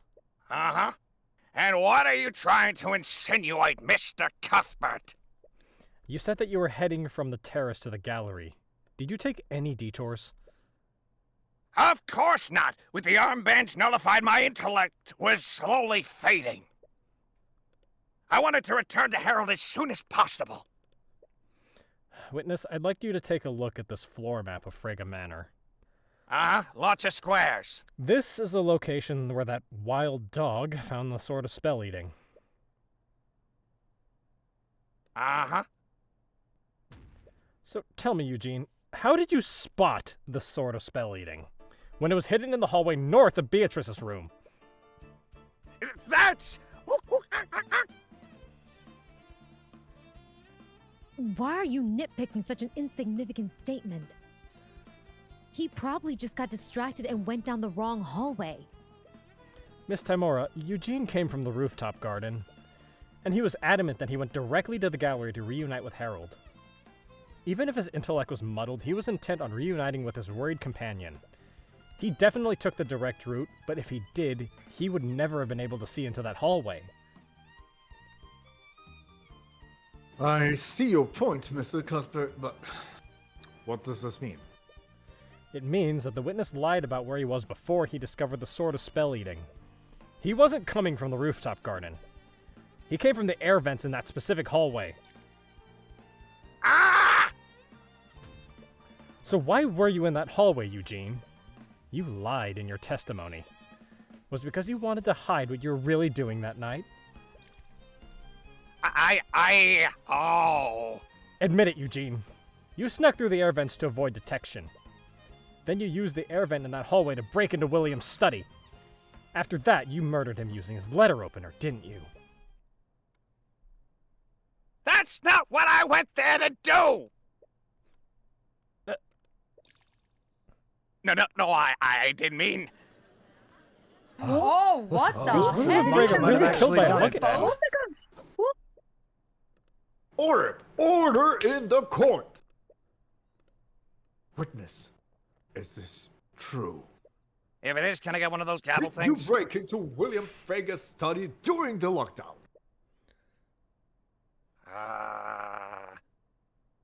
Yes, I did enter his study. But not for the reason you think. William Frega was already dead when I got there. What? What did you just say? It's true! Do you honestly expect us to believe a story like that? How could someone else have killed the victim before you got there? Tracker took the Sword of Spell Eating, and you were the only intelligent creature that could walk through the air vents. I understand how unbelievable and suspicious it sounds. Why do you think I lied in the first place? Jeez! But it's true, Mr. Cuthbert. You have to believe me. You don't see any contradicting thoughts through the eye, but that hardly absolves him of guilt. But could he really be telling the truth? If that's true, that only brings you back to the one question you've been asking since this all began. Who really did this? Okay, Eugene, let's assume you're telling the truth. Do you actually believe me? Let's not get ahead of ourselves. You're still my only suspect for this. But I know better than anyone about jumping to conclusions. So I'll give you the benefit of the doubt for now. I see. However, if you want to absolve yourself, I need you to tell me about what you really saw that night. There might be something. Anything that might point to who really did this. Very well. I'll tell you what I saw. Although I doubt you'll believe me.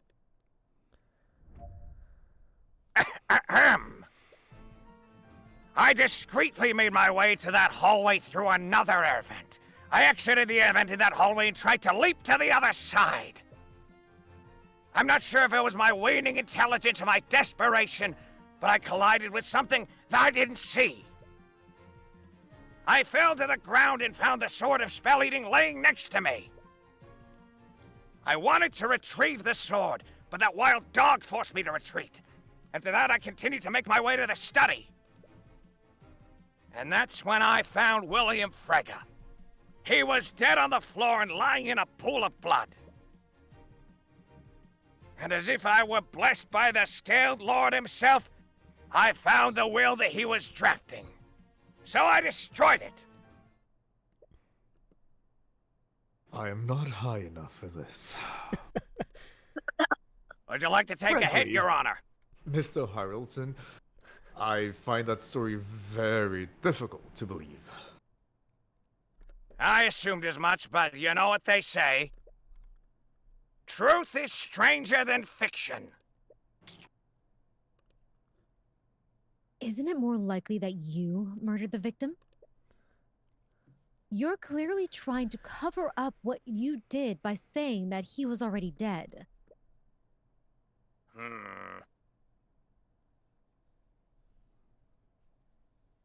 Honestly, I really don't know what to think. Is he really telling the truth?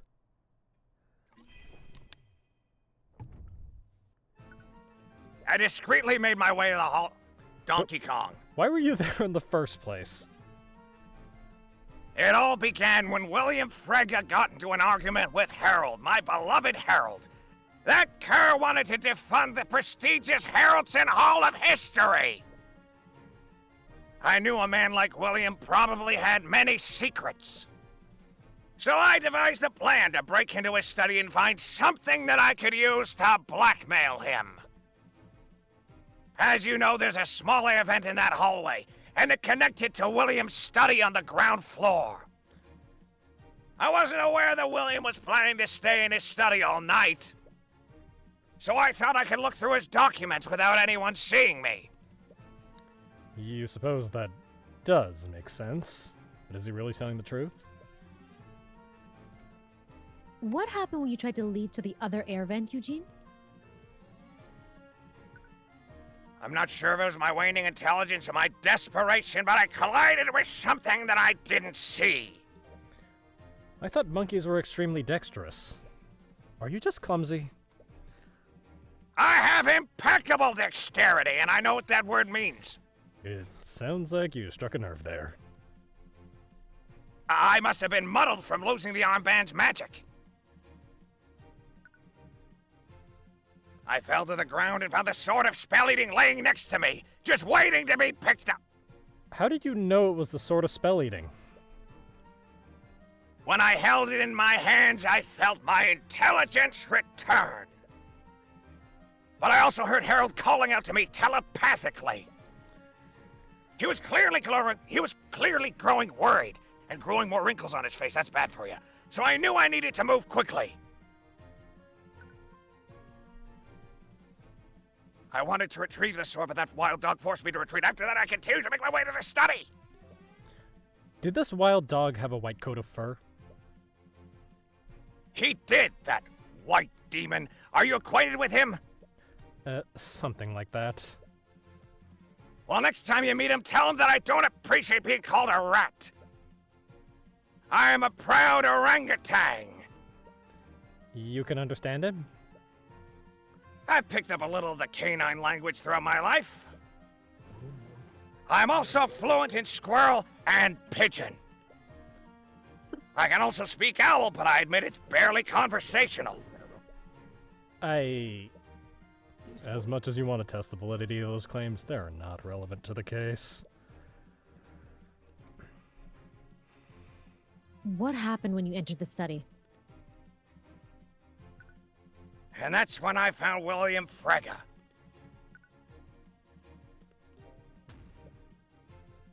It seems awfully convenient that he was murdered before you arrived. I know how it may seem, but I'm telling you the truth. And do you have any explanation for how the assailant broke into the study without the sword? I unfortunately do not. Please, it's obvious your testimony doesn't match up with the evidence. Whoever did this either entered it through the vents, or they used the sword to nullify the lock.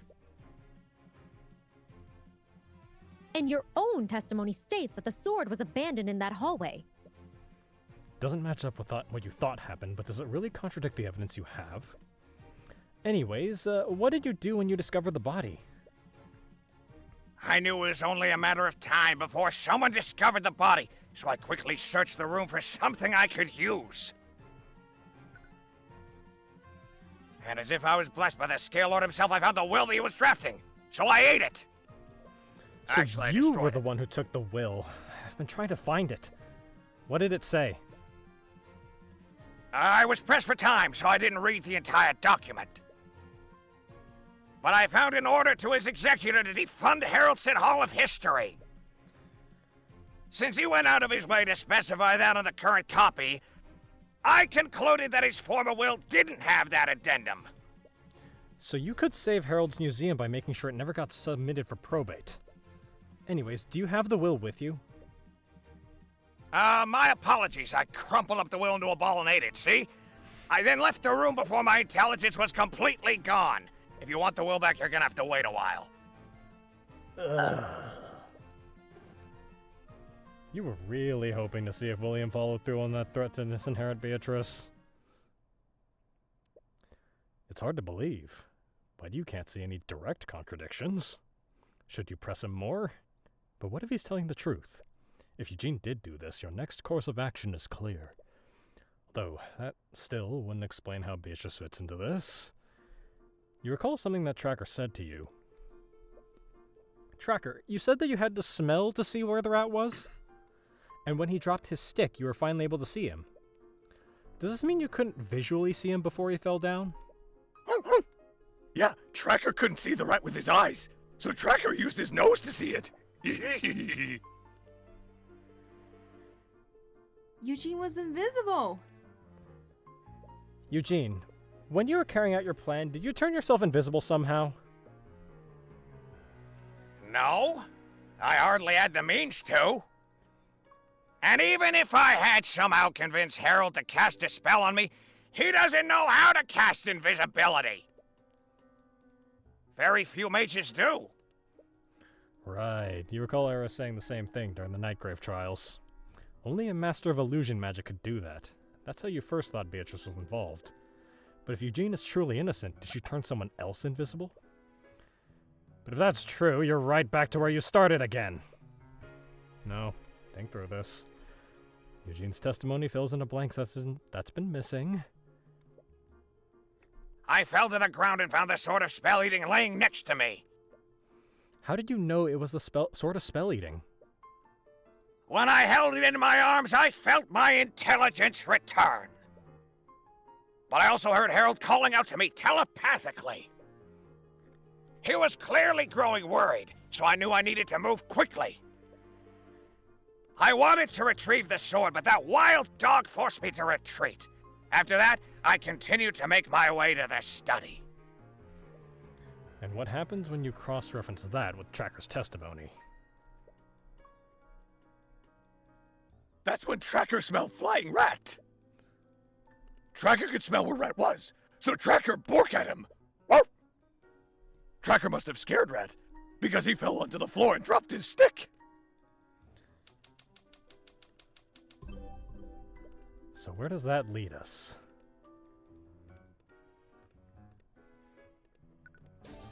The thief dropped the sword in that hallway. But how does that make sense? Did they hide the sword there like you originally thought? No, that hallway was close to the gallery. There are plenty of better places to hide the sword. If it weren't for Tracker taking it, it would have been found even sooner. The thief must have accidentally dropped the sword there. That can only mean one thing.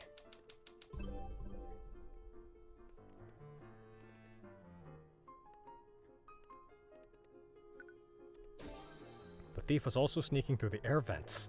That's the only reason why they would be there. But that would imply that the thief was as small as Eugene.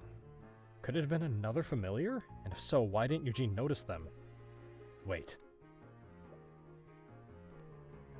I'm not sure if it was my waning intelligence or my desperation, but I collided with something that I didn't see. He collided with something that he didn't see. In other words, it was something that wasn't visible to him. As a master of illusion magic, Beatrice is one of the few people at the ball that could cast invisibility. Beatrice would never trust anyone enough to work together like this. But she's completely blind. She wouldn't have much of a choice. Even so, she's not the type of person to trust her accomplice to stay quiet. She'd find a way to carry out a plan herself, and she'd only employ someone else's help if she had full control of them. Have you been approaching this situation incorrectly the entire time? Through the eye, you know that Beatrice was involved somehow, but you just assume that she was one part of a larger plot. The breaking of the glass and the casting of invisibility. These were the elements that you knew she was involved with, but it never really fit together. Not unless she was the one pulling the strings the entire time. And there's only one way she could be in control the entire time.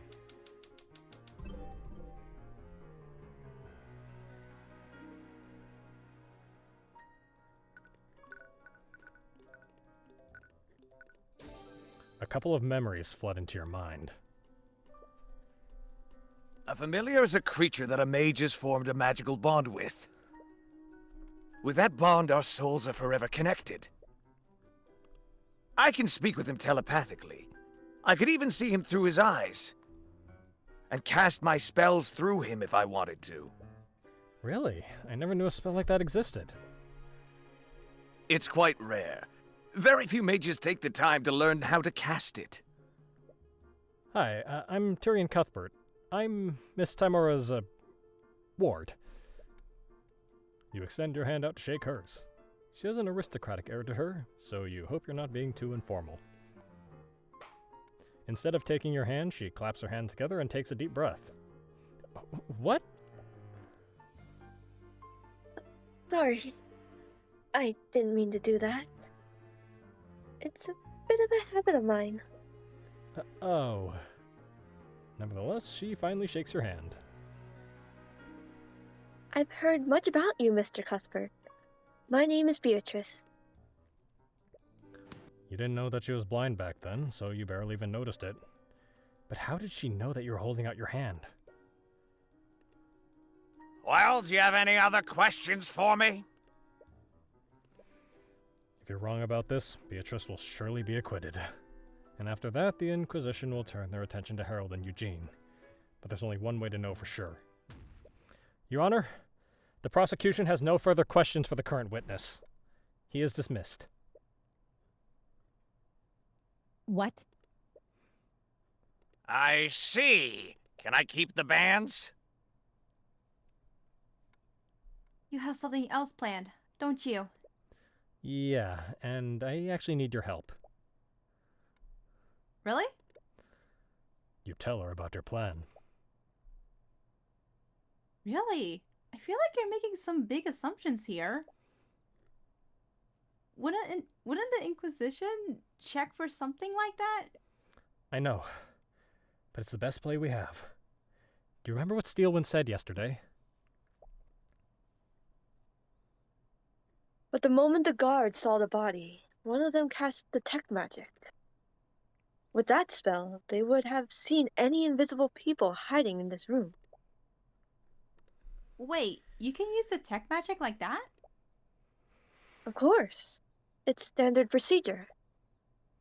Like all spells, invisibility leaves traces of magic on the person it's cast on. So mages can use detect magic as a way to see through invisibility.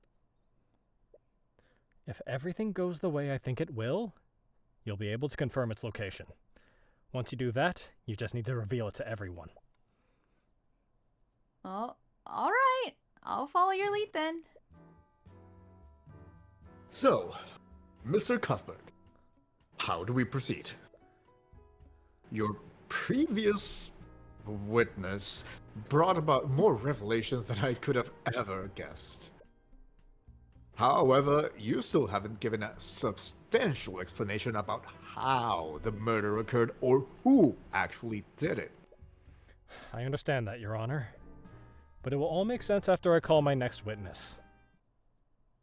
Another witness? Please don't let it be an animal. I understand your hesitance, Your Honor, but everything that we've learned throughout these trials is finally coming together. And this final witness will tie it all together in a perfect knot. Your Honor, the prosecution calls Beatrice Frega to the stand. Oh! Wait, we're going like back an to actual her? person, Any not an particular animal, reason not a why? plant? Seriously, Cuthbert? You went to all that trouble just to end up calling my client to the stand. You and your client have the right to refuse, Miss Timora. But I wonder how that will reflect on your client's character. Doesn't really matter, she's already standing here with Miss Timora. You can carry out your plan regardless of what she decides to do. But it'll have much more impact if you can bait her into lying on the stand. My client says that she's willing to testify.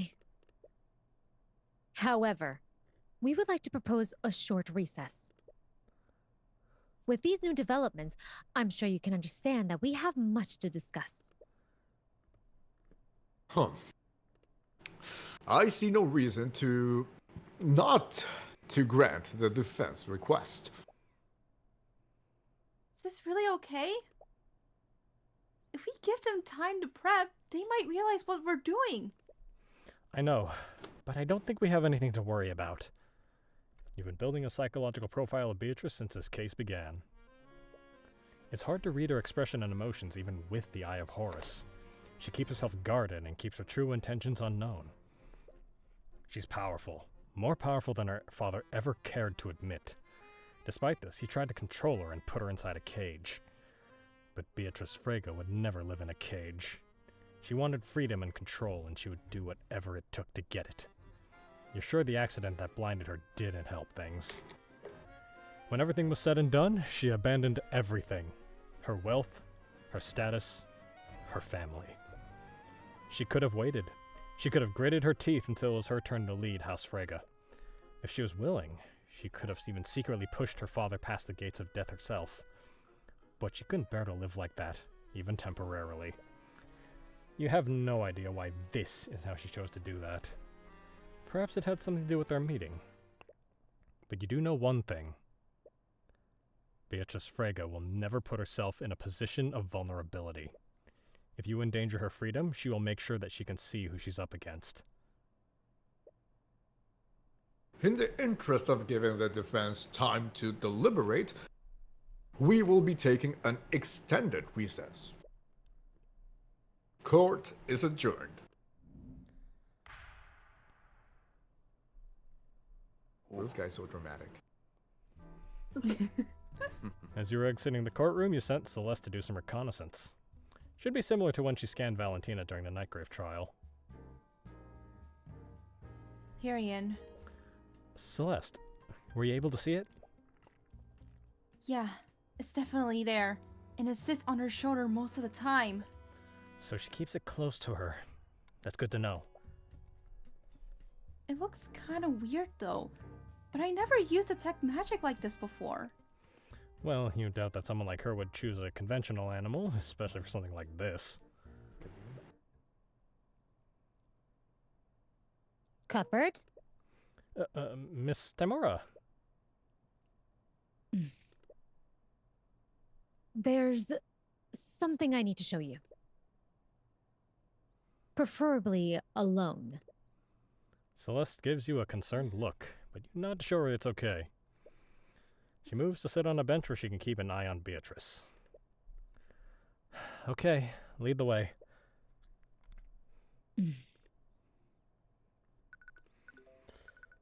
Oh, dear Lord. Holy case. They're gonna shiv you, Cuthbert. No.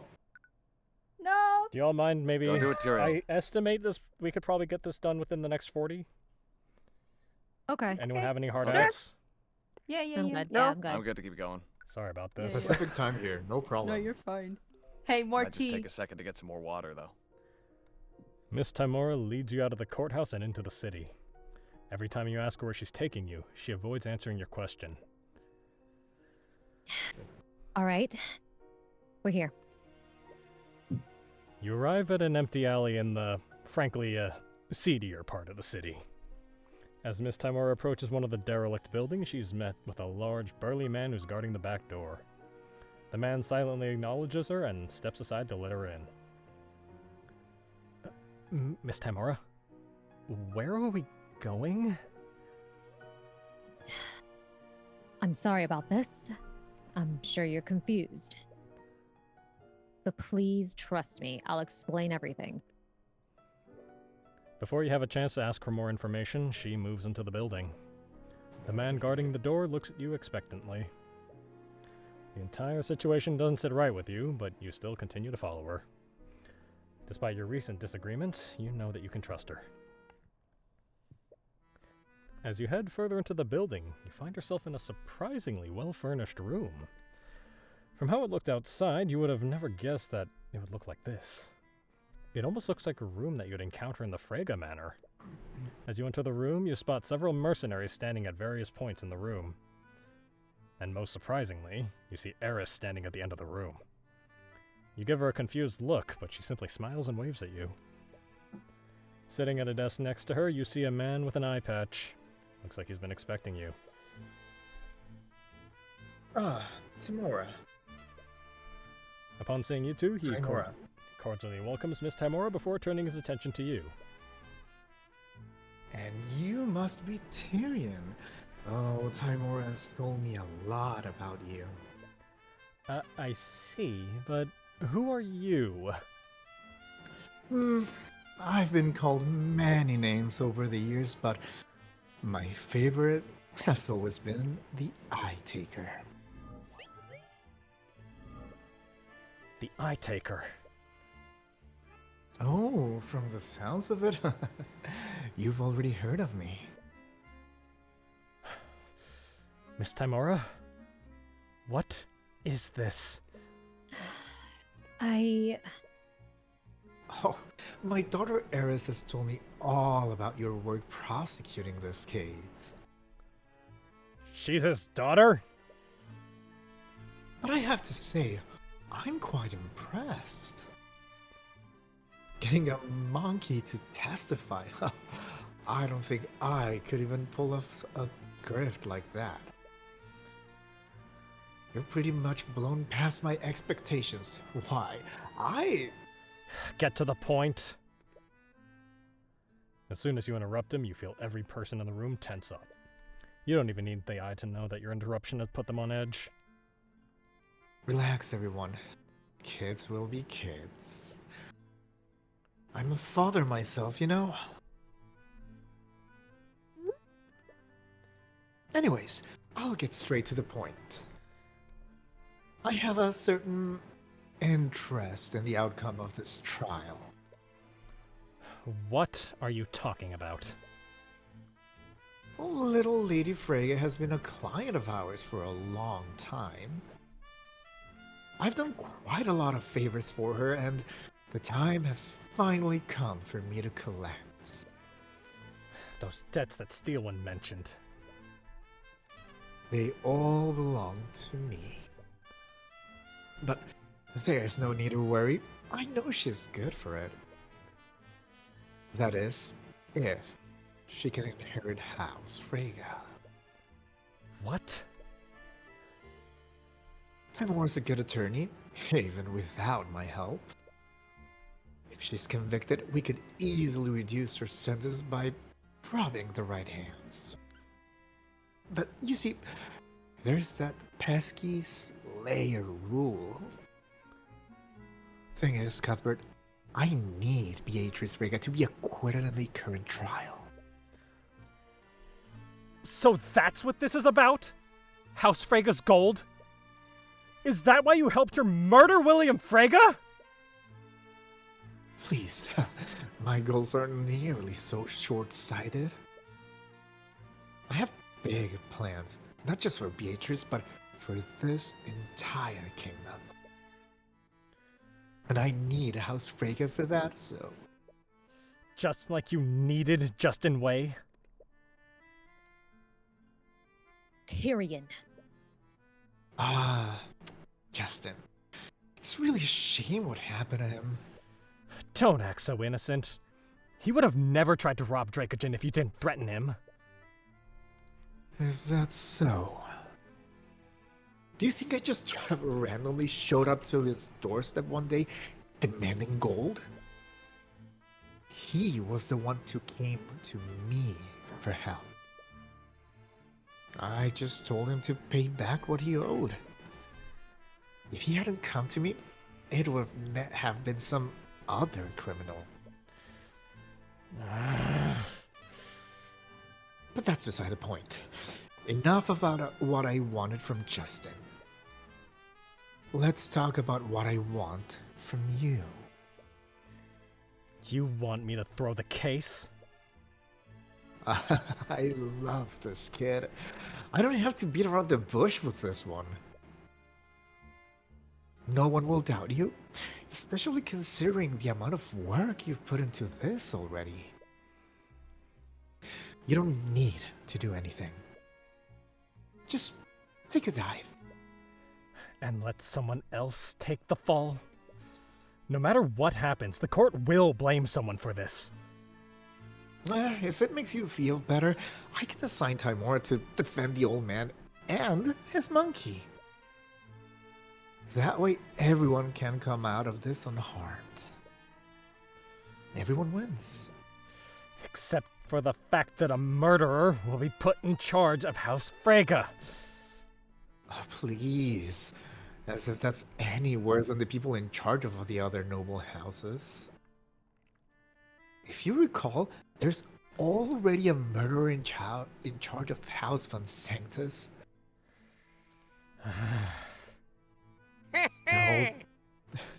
Thank you. They're all dirty. You've seen it, haven't you? They rig the system. They pay, threaten, or even kill people to get their way. All we're doing is, leveling the playing field.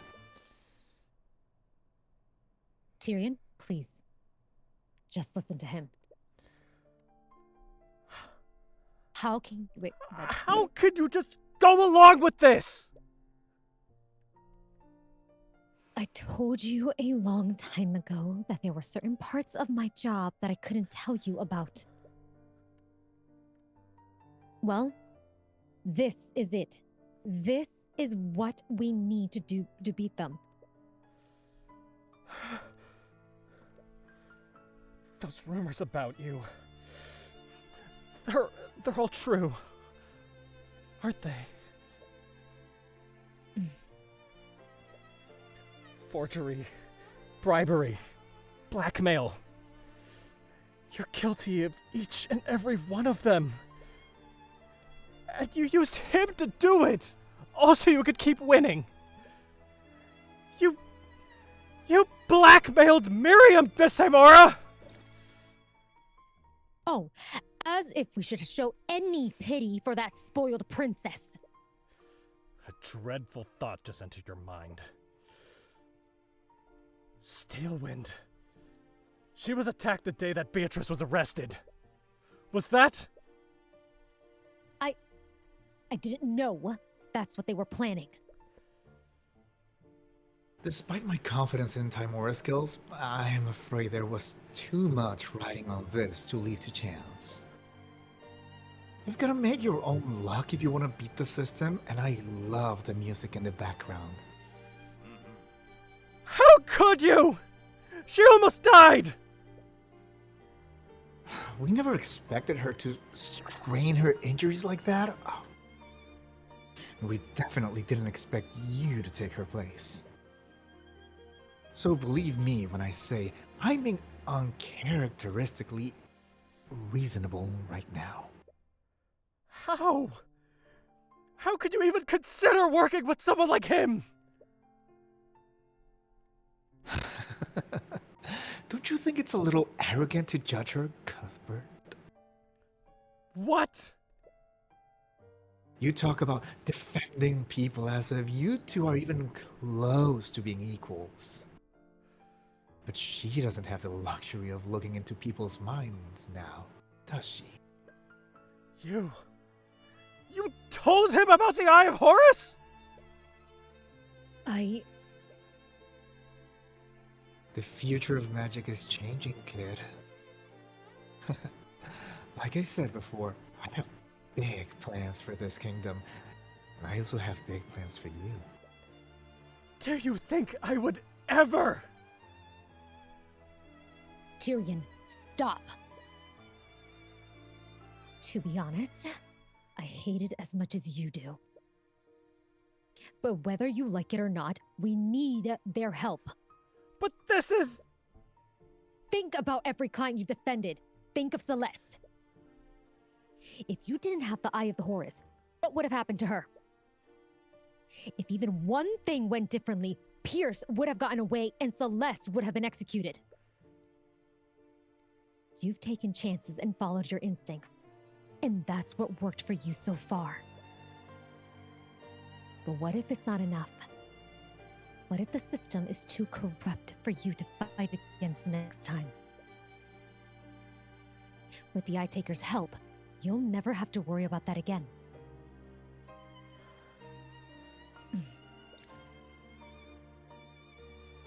If I had accepted his help sooner, I could have saved your mother.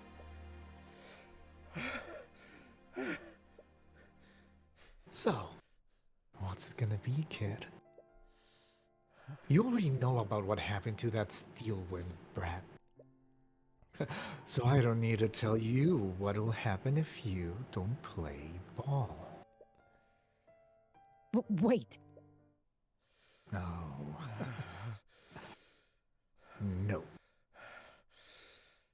No, that's not my line. I am sorry, Tyrion. Go ahead. No. What? Maybe you're right. Maybe I can't always win against nobility unless I play dirty like they do. But this is wrong. Tyrion. I'm not going to compromise my principles. Not even for you, Miss Timora.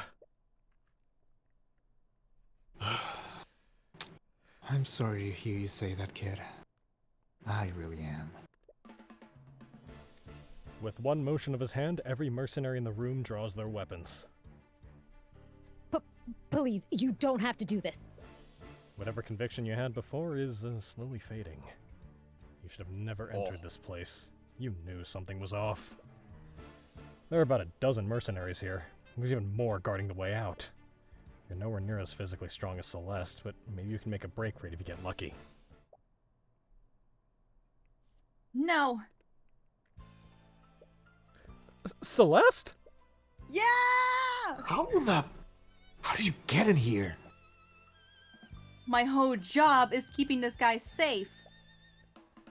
Do you honestly think I just let you take him to an undisclosed, location?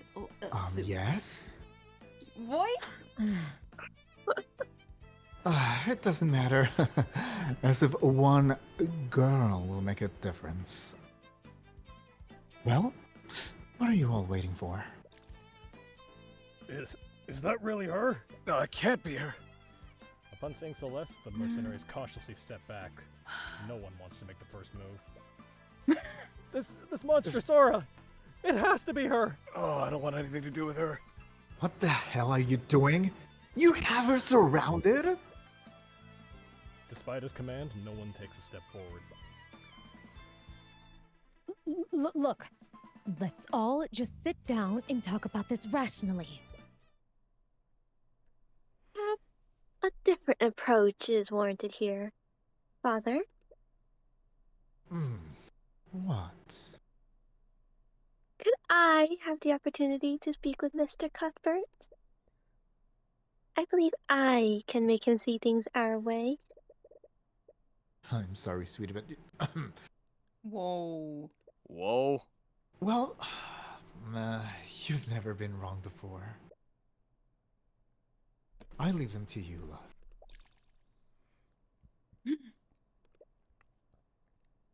Shall we go, you two? Celeste silently like watches you. Eris with her sword drawn, but unlike the mercenaries, Eris seems unmoved. She merely walks past her and out the exit. You and Celeste exchange glances and follow after her.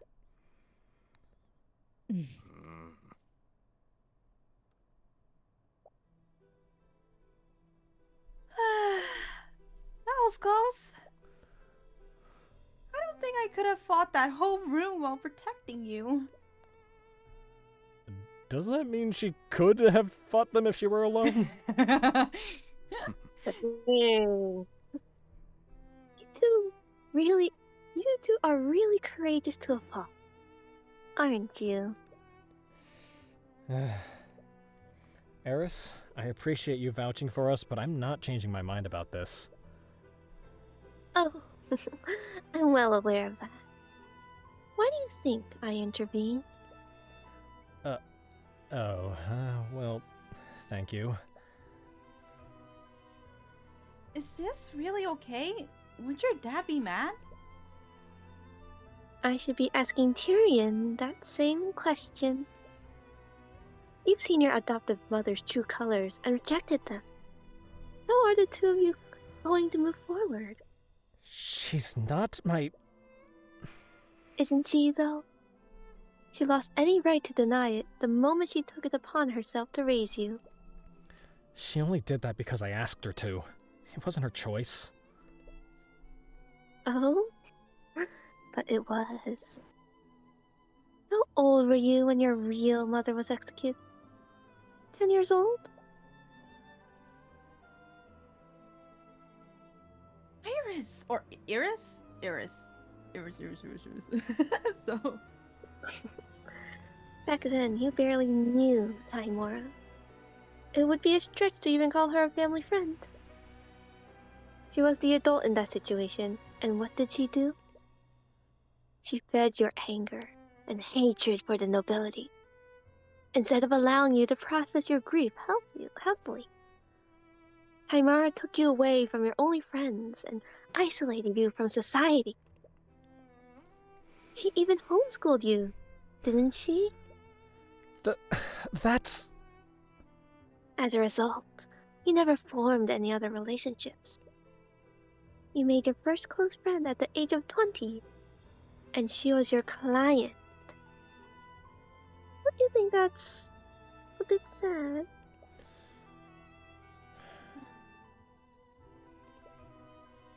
She isolated you because she wanted to use you. That's not true. That's not why she... From what I've seen today, you clearly have no idea who Tymora is. Even with the Eye of Horus, you're clearly a terrible judge of character. Iris, you're going way too far! To save you from more heartache, let me give you one last piece of advice. Eris leans in really close to you, uncomfortably so, and begins to whisper into your ear. Do you honestly think Celeste will ever love you? Huh? What? I'm sure you understand now. Tymora can only afford to pay her exorbitant salary because of my father. You've already burned that bridge. So where do you think the Crimson Demon will go when you can't afford her services anymore? No, she's not... With Flynnheart dead, she has to worry about her mother. Do you think she has the luxury of playing around with you for free? Or did you actually think that she enjoys spending time with you? Tyrion, you have to look at this rationally. Any support or affection that she's given you has only been to keep you as an employer. You seem to know a lot about these things. I had to do a lot of networking when I was a mercenary. Do you know how many times I had to charm a merchant into hiring me? Why? Why are you doing this? I'm just trying to keep you from getting hurt. It may seem cruel, but you have to be realistic about these things. You trusted Tymora, and she betrayed you. Try not to make the same mistake twice. Celeste didn't hear anything she said, but she seems to notice how it's affecting you. Iris, that's enough. My apologies. I've been told that I've been too blunt sometimes. And I do hope you'll think about what I said.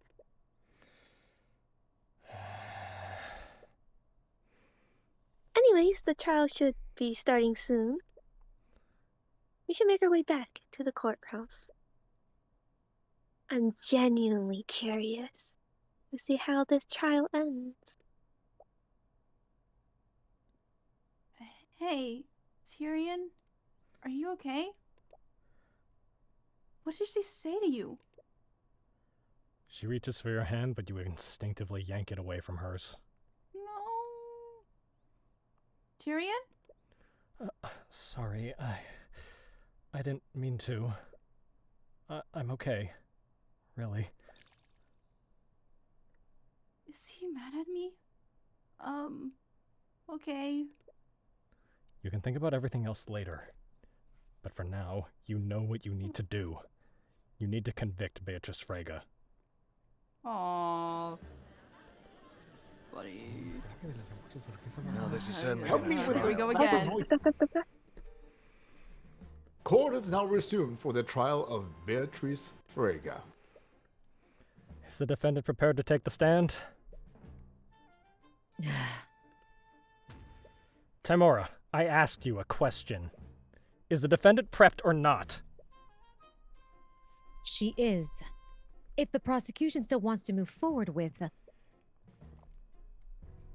The prosecution will be moving forward with this. Please, bring in the witness.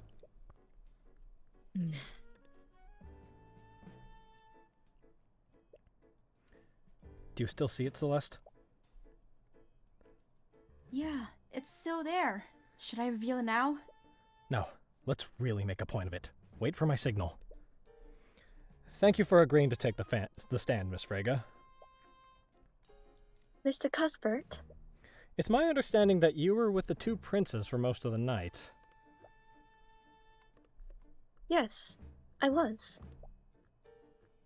Which is why I'm still quite confused as to why I'm being charged for this crime. Out of everyone there that night, I'd have thought my alibi was the most solid. That remains to be seen. Clearly. Anyways, since you still maintain your innocence, you'll have no problem going into detail about your supposed alibi.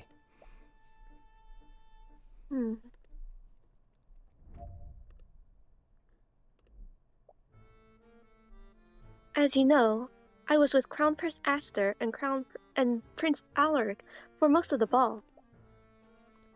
I went there after meeting with my father, and I remained with them until I was arrested for his murder. Lord Steelwind and the Kingsguard could watch over me the entire night as well. I neither had the means, nor the opportunity, to steal the sword of spell aiding and break into my father's study to murder him. And that, Miss Frega, is where you're mistaken. You definitely had the means to commit both crimes while under the eye of everyone there that night. Hmm? The most effective tool an attorney has is revealing a contradiction in a witness's testimony. It not only completely shatters your opponent's argument, it also makes the court doubt whether the witness is acting in good faith. Usually, you've used evidence to reveal contradictions like this. Now, Celeste! Aberio! Wait, what are you doing? Your Honor, the witness's testimony is clearly... Oh my god.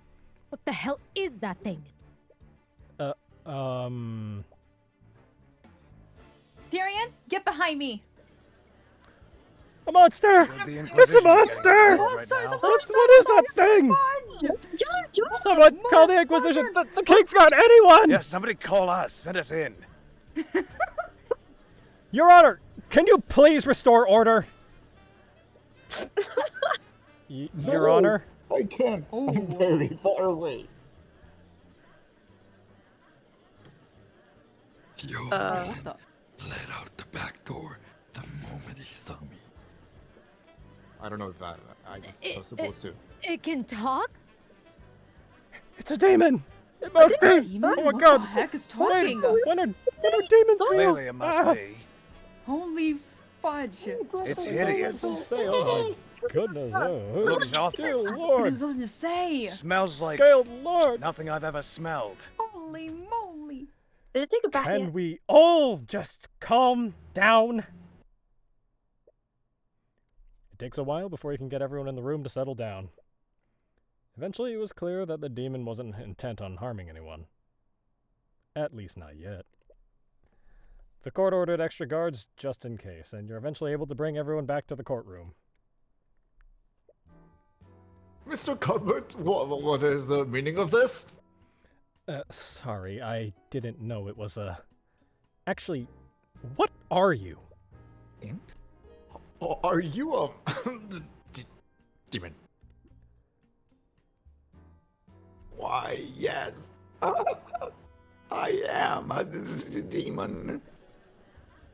Demons actually Demons exist? actually Demons actually exist, and they look absolutely I thought it was just a disgusting. story. I need to wake up from this. I thought they were. Bye. Legend. My grandma used to tell me stories all the time. Huh? Your Honor, not only do demons exist, the defense has made one into her familiar. She's only blind in the literal sense. She's constantly looking through the eyes of her familiar to see. And? What do you mean, and? It's pretty obvious that making a pact with a demon is incriminating by itself. Tell me, Your Honor, do the laws of Wyverngarde prohibit entering in accordant with a demon? Oh, they don't, but... Then my client has committed no crime. Even so, I really would have preferred not revealing Maranath like that. Maranath. Is that your name? It is what most people call me. The fact that it's covered by most of the UI. I suppose you have a point, Tymora. Having a demon as your familiar isn't technically illegal. However, this does prove that the defendant had a way to commit the murder, all while under the eye of everyone in the ballroom. She could have sent Maranath upstairs to the gallery and then had him steal the Sword of Spell-Eating. After that, they would just need to traverse the vents into William's study, just like Eugene did that night. The fact that her familiar is a demon proves that she couldn't have done that. What do you mean? You saw how everyone reacted when they saw Maranath's form. A monkey may have raised some eyebrows, but someone surely would have reported Maranath if they saw him. Tymora, your client is a master of illusion magic. Can I assume we'll find invisibility in her spell compendium? You might. And with the connection granted by familial bond, she could have cast a spell on him regardless of where each of them was. I'll admit that my client does know how to cast invisibility. But your theory raises another question. Could my client continue casting it unnoticed? Continue casting it? You'll understand once I go over the order of the events that night. At an unknown time, someone stole the Sword of Spell-Eating from the Haroldson gallery. Due to the timing of this, I'll admit that it would be logically consistent if my client was the thief. However, sometime later, my client met with the Crown Prince and was watched closely by the Kingsguard. From witness accounts, including yours, we know that this happened at 12:45 a.m. And since this time, my client didn't leave the Kingsguard site. It was around this time that William Frega retreated into his study and locked the door. He made a point of telling everyone that he didn't want to be disturbed. Then at 1:03 a.m., Lord Haroldson finally discovered that the sword was stolen. He reported the theft to the Inquisition, and they activated the lockdown system. Shortly after the report, Lady Frega tried to speak with her father about the theft. William Frega reiterated that he did not want to be disturbed. Leif saw his face, and there weren't any traces of illusion directly on his body. This means that William Frega was still alive at this time. Unbeknownst to everyone at the time, William Frega was attacked by the murderer at 3:12 a.m. This is confirmed not only by Jan Hughes' testimonies, but also by the autopsy report. Then, at 3:26 a.m., the King's Guard found the Sword of Spell eating in my client's old room. The King's Guard tried to arrest my client for this, but the Crown Prince told them to stand down. Finally, at 3:36 a.m., the lockdown was lifted. Jan Hughes reported what he'd heard, and that's when the Inquisition and the King's Guard discovered the body. The theft must have happened before 1:23 a.m., when it was actually reported. In order to keep Maronauts concealed at every step, my client would have needed to keep him invisible from 1:03 a.m. to 3:12 a.m. Not only that, she needed Maronauts to wield the Sword of Spell Eating to ignore the effects of the anti-magic fields. This means he would need to be invisible for more than an hour. What's your point? My point is that invisibility has a duration for 1 hour. I'll admit that my client could have cast invisibility before she met with the Crown Prince. But if she wanted to keep Maronath invisible, she would have needed to recast the spell at some point that night. And as you know, my client couldn't have done so during that night without the King's Guard noticing it.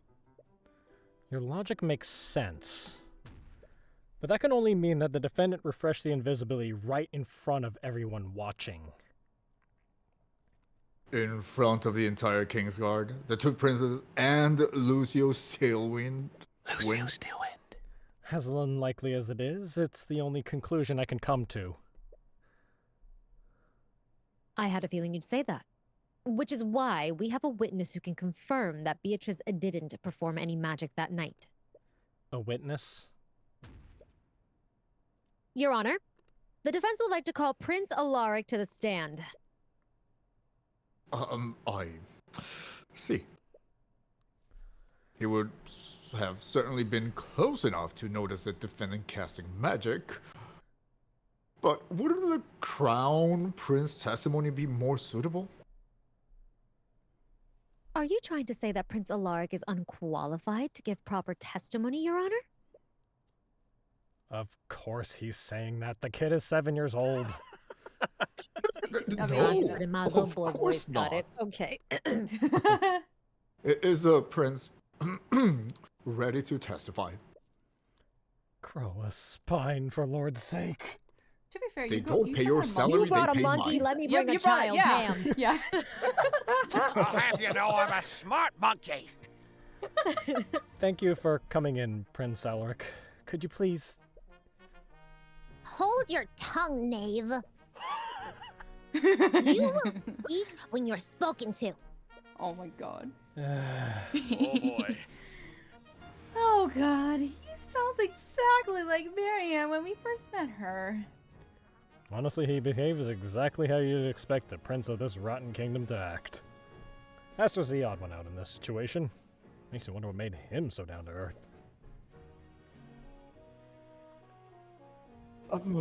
Your Highness?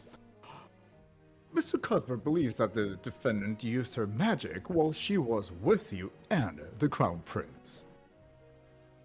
I already gave my statement to the instigators. This man dares to question my testimony? But yes, he said it, not me. Wow. The judge didn't even think twice about throwing you under. Very well. If my testimony is required to strike down these redundant accusations, I will bestow it upon you. Redundant? Don't you mean ridiculous?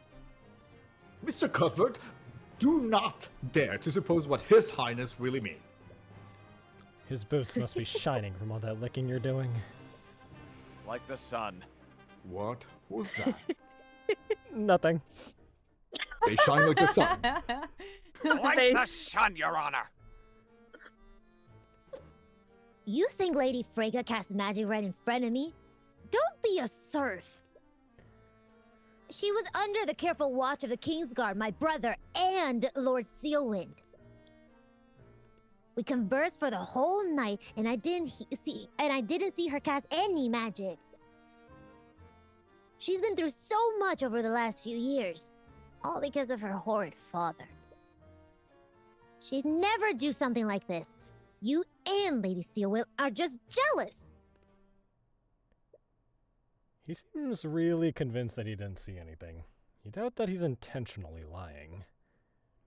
Celeste, usually when you cast Detect Magic, I can see magical energies overlaying your eyes. Yeah, there's always a visible magical effect on the target when I cast a spell. But Maranath was probably in another room. The Kingsguard wouldn't see the initial magical effect of invisibility. Even if there wasn't a visible effect in that room, she would have still needed to say the incantation, perform the gesture with her hands. Right, like how you shout, Repario Arcanum, every time you scan a crime scene. I don't shout it! Anyway, she must have done the incantation and gesture at some point during the night. Did she ever get an opportunity to conceal herself to do so?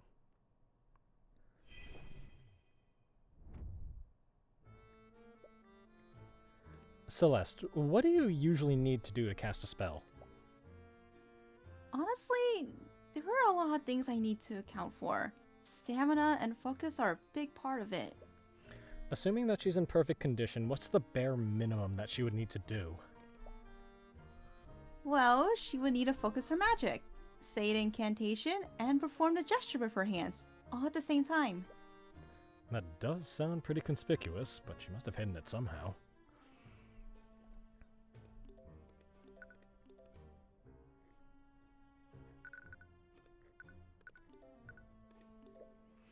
If I recall correctly, you and your brother were with her until she was arrested for the murder.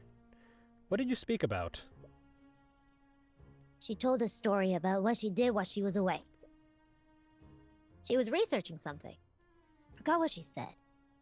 Something about the old cult. Do you mean the occult? Yeah, that's it. She was researching ghosts and demons. Considering who her familiar is, her research must have paid off.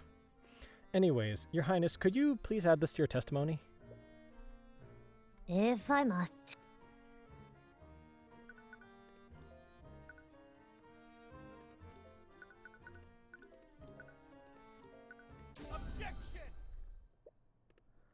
To cast a spell, a mage needs to speak an incantation, but there's nothing that says you can't say anything before or after it. Your Highness, according to your testimony, the defendant told you that the occult are a fascinating phenomena. Is that exactly what she said, word for word? Yes. The stories she told us were quite interesting. It really struck a chord with me. I see. Well, even if they were interesting, your testimony proves that she did cast the invisibility spell that night. Are you deaf? I already told you. No one heard her say any incantations, nor did they see her perform any gestures. Unfortunately, your testimony proves the contrary. Beatrice Frega said an incantation and performed a gesture right in front of you, all without anyone even noticing it. What? Your Highness, there are two components required to cast invisibility. First, the caster must speak the incantation Occult Are and clap both of their hands together. As I'm sure you've noticed, the defendant has a habit of clapping both of her hands to calm herself. Now that I think about it, that habit must have come from constantly casting the spell. The defendant requires Maranath to see, so she must constantly cast invisibility to keep him invisible. Cuthbert, you may have an explanation for how she hid the gesture, but she would have still needed to speak the incantation. However, she did speak the incantation. The witness's testimony proves it. What are you talking about? I never said that she spoke any incantation. Your Highness, the incantation for invisibility is Occult RA. Now, recall what you said in your testimony. She said, the occult are a fascinating phenomena.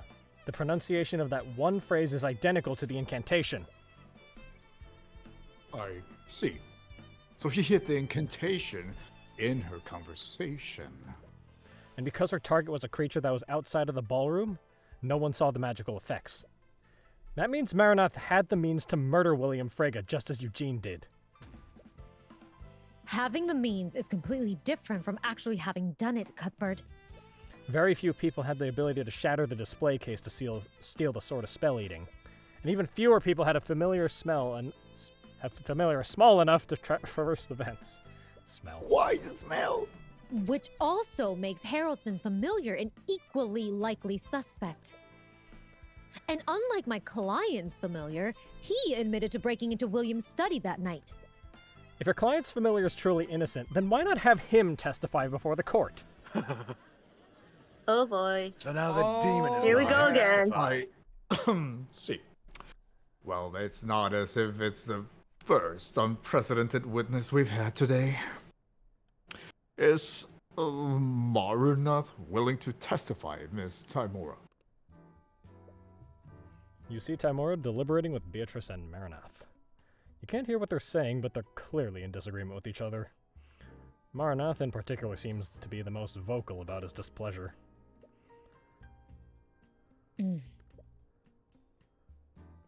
Your Honor, unfortunately, Maranath is unwilling to testify. Why the change of heart? My client's familiar may be a demon, but he's afforded the same rights as any other person. He's not obligated to testify. You look at Maranath and he's grinding his very sharp teeth together. For some reason, he looks to be looking at you with intense hatred. Why are they being so secretive all of a sudden anyway?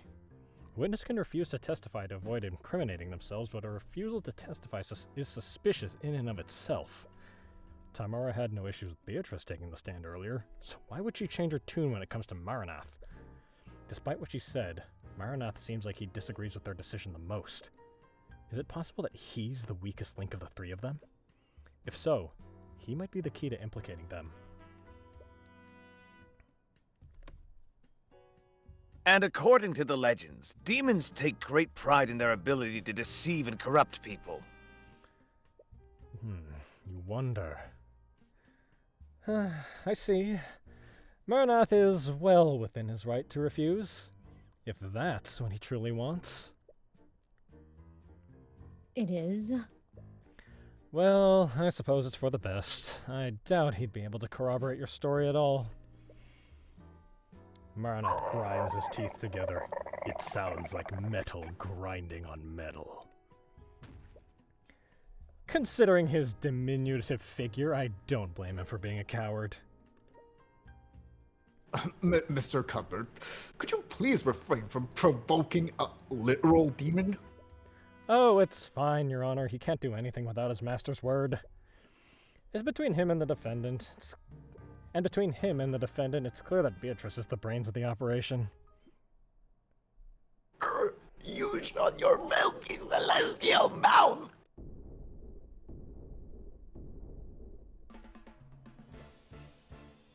Maranath, what are you doing? I will not stand here and be insulted by a bloody Heavensborn. Heavensborn? I am still within my contract, and I will not flee from the likes of him. You want my testimony? Oh, that laugh came very human. I'll give you my goddamn testimony! Your Honor, my client does not consent to having her familiar testify. Timora, didn't you say earlier that Maranath is afforded the same rights as any other person? He has a right to refuse to testify, but only he can decide if he wants to exercise it. And he's clearly intent on giving it. So, Maranath, why don't you testify about what you were doing on the night of the murder? Gladly.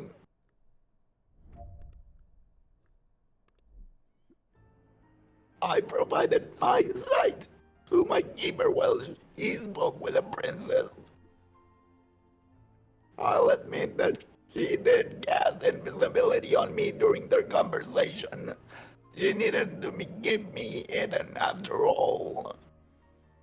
But I never left the room where my master was. Nor did I steal the sword of eating.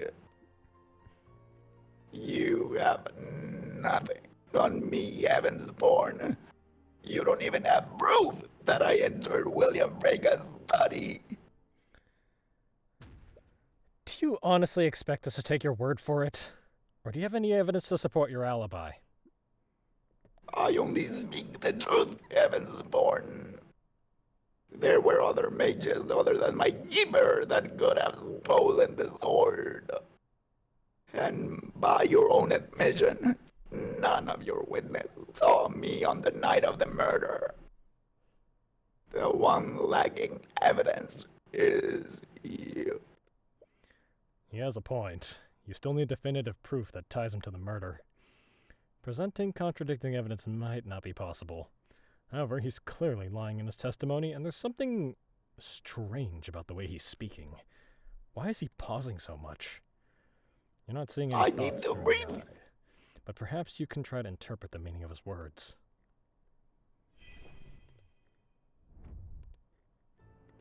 I provided He keeps pausing before certain statements, but not all of them. And more importantly, his word choice was different. Did he slip up?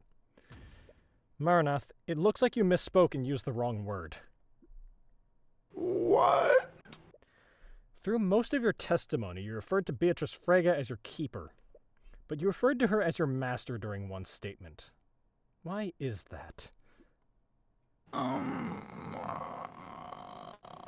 For the first time, he doesn't have a response. So I'll ask you again. Did you leave the ballroom that night?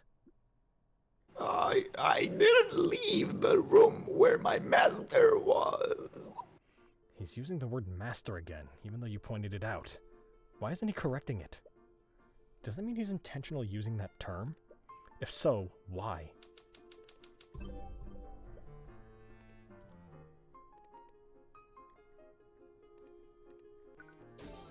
Okay, if you take his words at face value, the master he's referring to isn't Beatrice.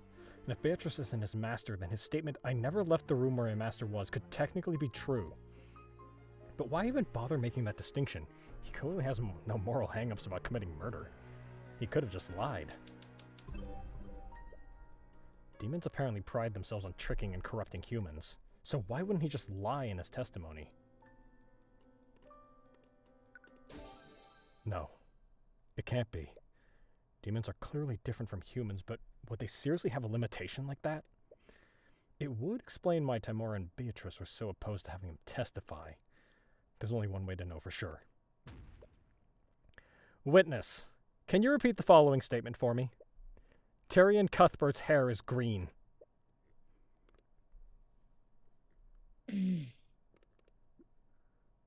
What kind of ridiculous request is that? Another pause. I'm afraid I must agree, Mr. Cuthbert. Please, don't waste our time. I'm just conducting a little experiment, Your Honor. So I'll ask you again, Maranath. Say the following phrase. Tyrion Cuthbert's hair is green.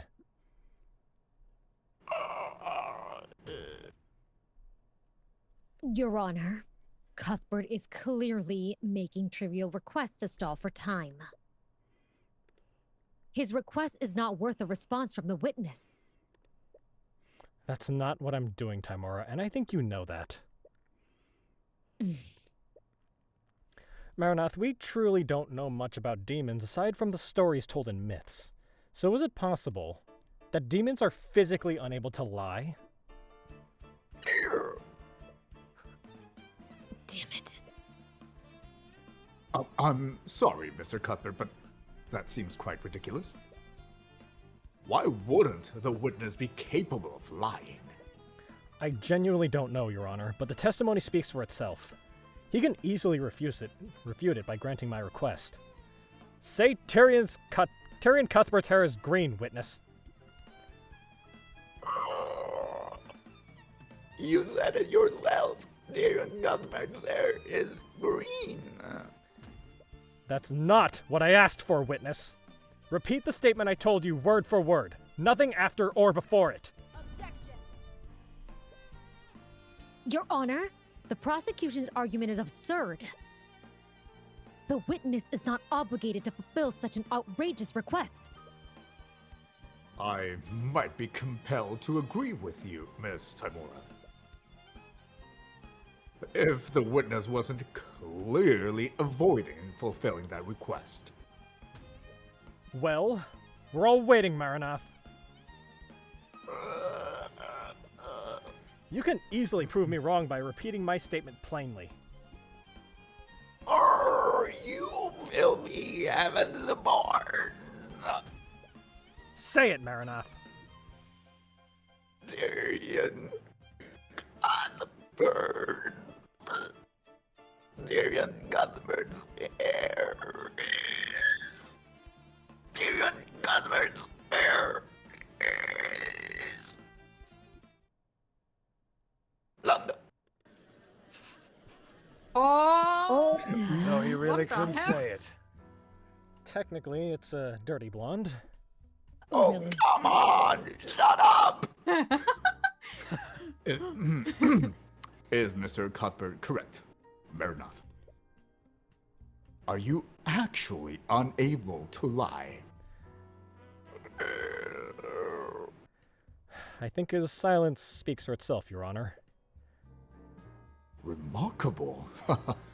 I would have never imagined. And with that, proving my case becomes a much simpler matter. Maranath, did you murder William Frega? I'm sure you understand, witness. Under these circumstances, staying silent is basically an admission of guilt. You have no reason to stay quiet, Maranath. Tell him the truth. Oh. Lady Beatrice, what are you? I believe it's time to come clean. Don't you, Maranath? I see. Oh, that's your play. Don't think you can just stall for time, Miss Frega. Maranath has no choice but to answer the question. Do it, Maranath. Tell the court the truth. To answer your question, yes. I did murder William Frega. Oh. What are you doing? Oh my god, they actually did it. Oh, It was what a the heck? demon the whole time. Miss Frega, does this mean you are confessing to the murder? Oh, Your Honor. I'm not admitting to anything. This confession comes from Maranath himself. But your own familiar just... Let me ask you a question, Maranath. Did I order you to murder my father? No, you did not, Lady Beatrice. What are you talking about? You're lying, aren't you? Demons are physically unable to lie, Mr. Cuthbert. Oh. Damn it, she's right. She must have done something. Did she plan for this? She must have arranged things so that statement would be technically true. She could have asked someone else to give the order, or she could have just implied it.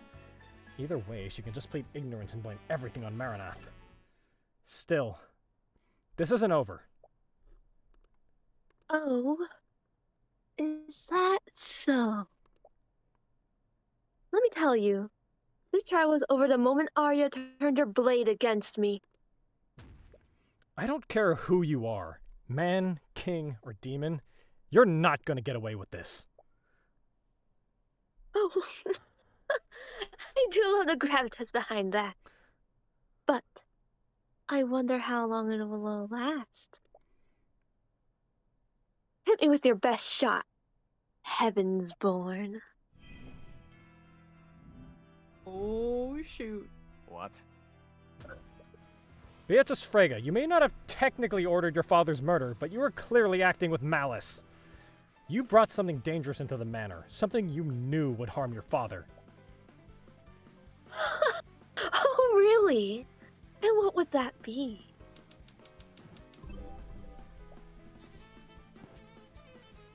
What was so dangerous that it implies lethal intent? I didn't bring anything dangerous into the Frega Manor. You brought Marinath into the Frega Manor that night. You were clearly planning to murder your father from the start. Require Marinath to see. That does not imply lethal intent. But you brought a demon into that house. As a result, your father was killed. That's hardly an innocent mistake. My client specifically asked her father if familiars were allowed. We even received a written legal confirmation beforehand. But he couldn't have possibly expected her to bring in a demon.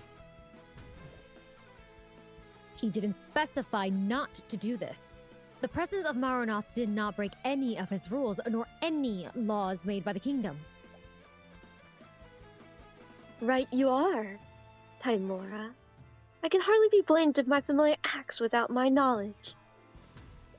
How can you be blameless in Marinath's actions? He's your familiar.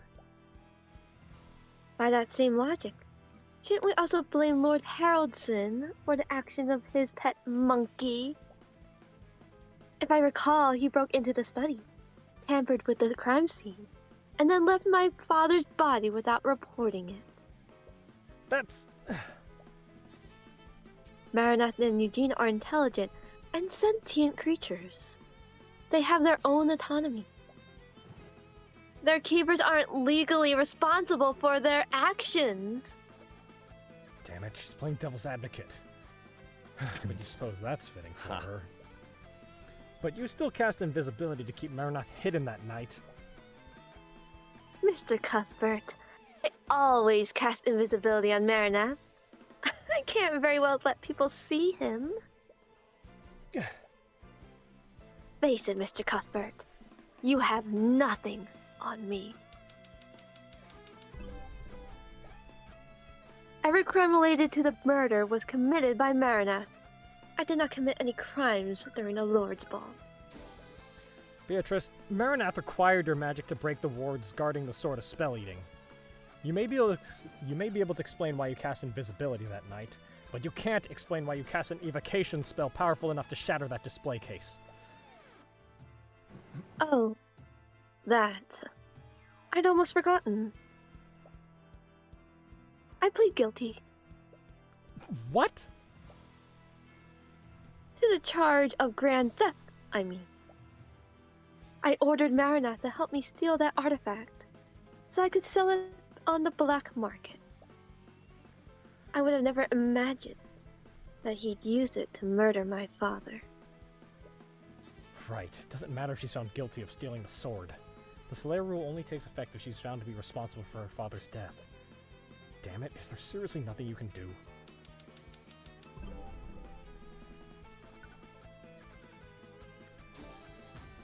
Marinath, the sentence for first-degree murder is death. Are you really willing to die for your keeper's crimes?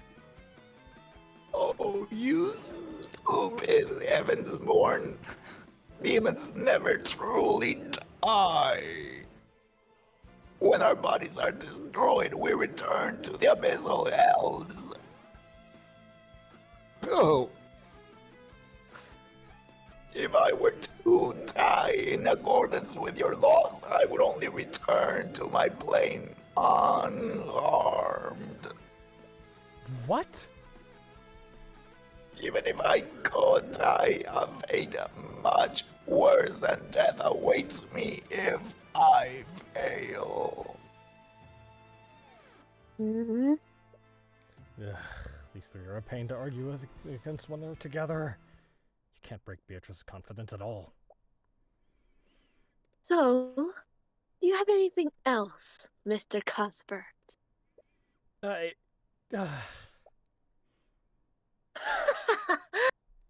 didn't think so. Your Honor, it appears we found the true culprit. I can't believe you killed my father, Marinath. I'm so cross with you. Oh, I should give my apologies. I won't do it again. Don't worry. I forgive you. Now then, is there any reason why this trial hasn't ended already, Your Honor? You have only one father. How could it happen again? Oh, come on. Don't you have anything else? There is one thing. Damn it, not again. Is that all you can do now? Glare at me?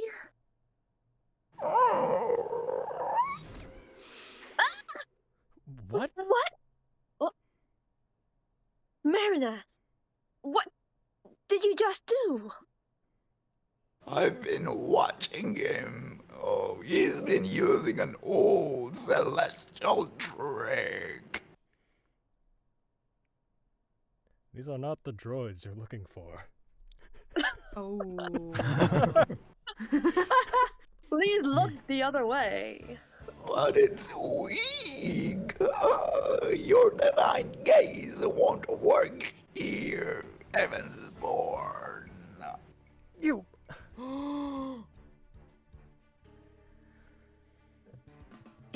It looks like that was your last piece, Cuthbert. No, this can't be how it ends. Not if you've come this far. Oh, what is it that you like to say in these situations? Checkmate, Cuthbert. Well, I have to say this was one of the more eventful trials I have overseen. It was many things, if not enlightening. But I suppose it all ended the same. Come on, think of something. Anything. While I find the defendant's actions quite suspect, I must agree with their argument. Aside from the theft of the Lord Haroldsen's exhibit, none of Miss Frega's actions that night are illegal under Wyverngarde law.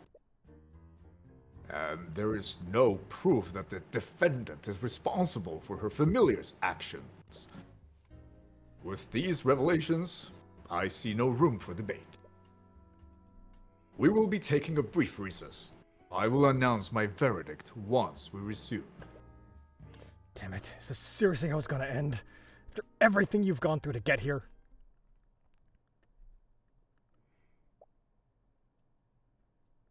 This world is bleak, merciless, and unforgiving. But I've seen you. I know how bright the light within you is. Use my eyes.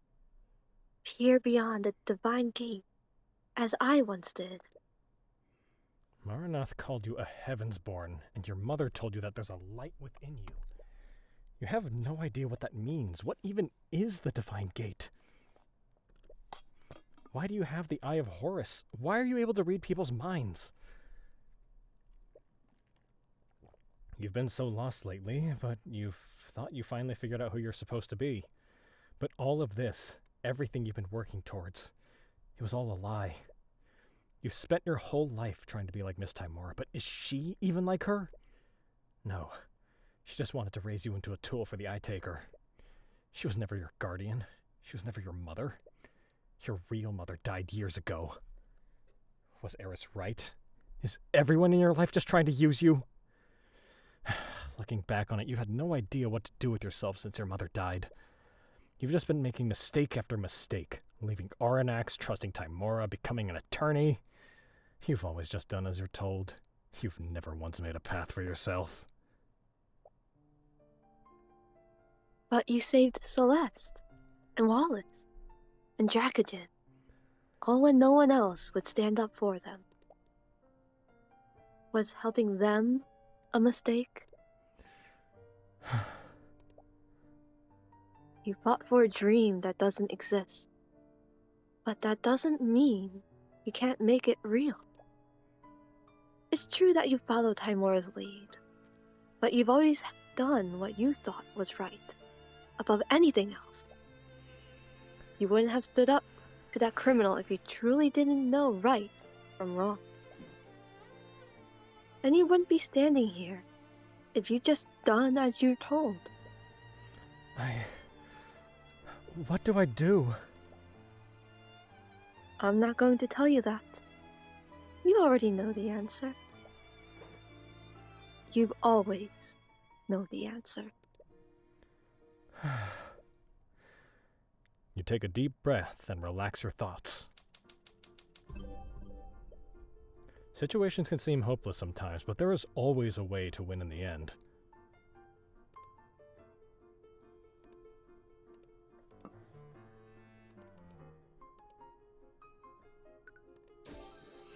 In order to convict Beatrice, I need to prove that she was responsible for Maranath's actions.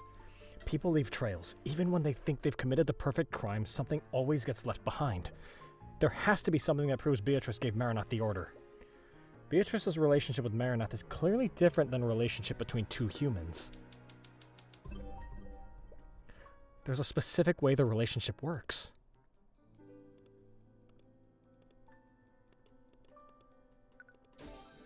There's a specific way the relationship works, or their pact, as Maranath calls it. Wasn't there something else that someone said? But what was it?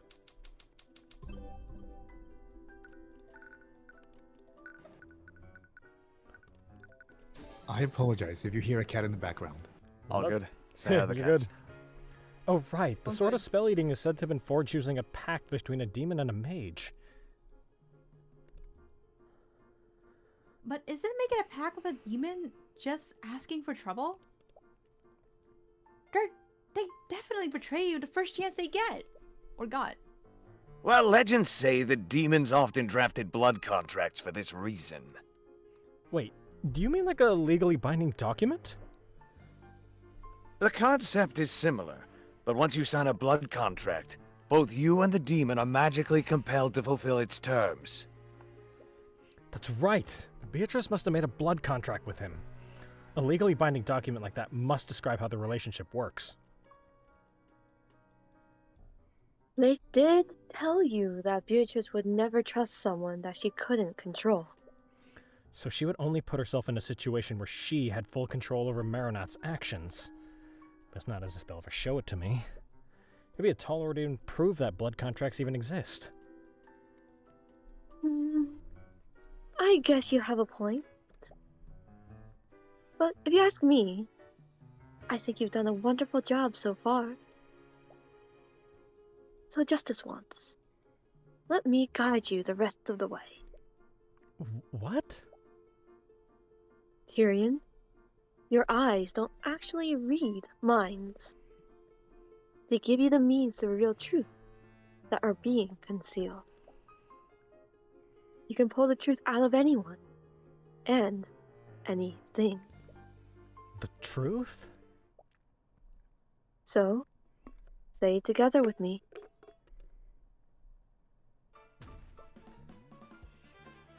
Maranath, dweller of Avernus! Wait. What are you doing? By the Eye of Horus, I issue upon you a divine edict. Release thy guards and manifest your blood contract with Beatrice Frega!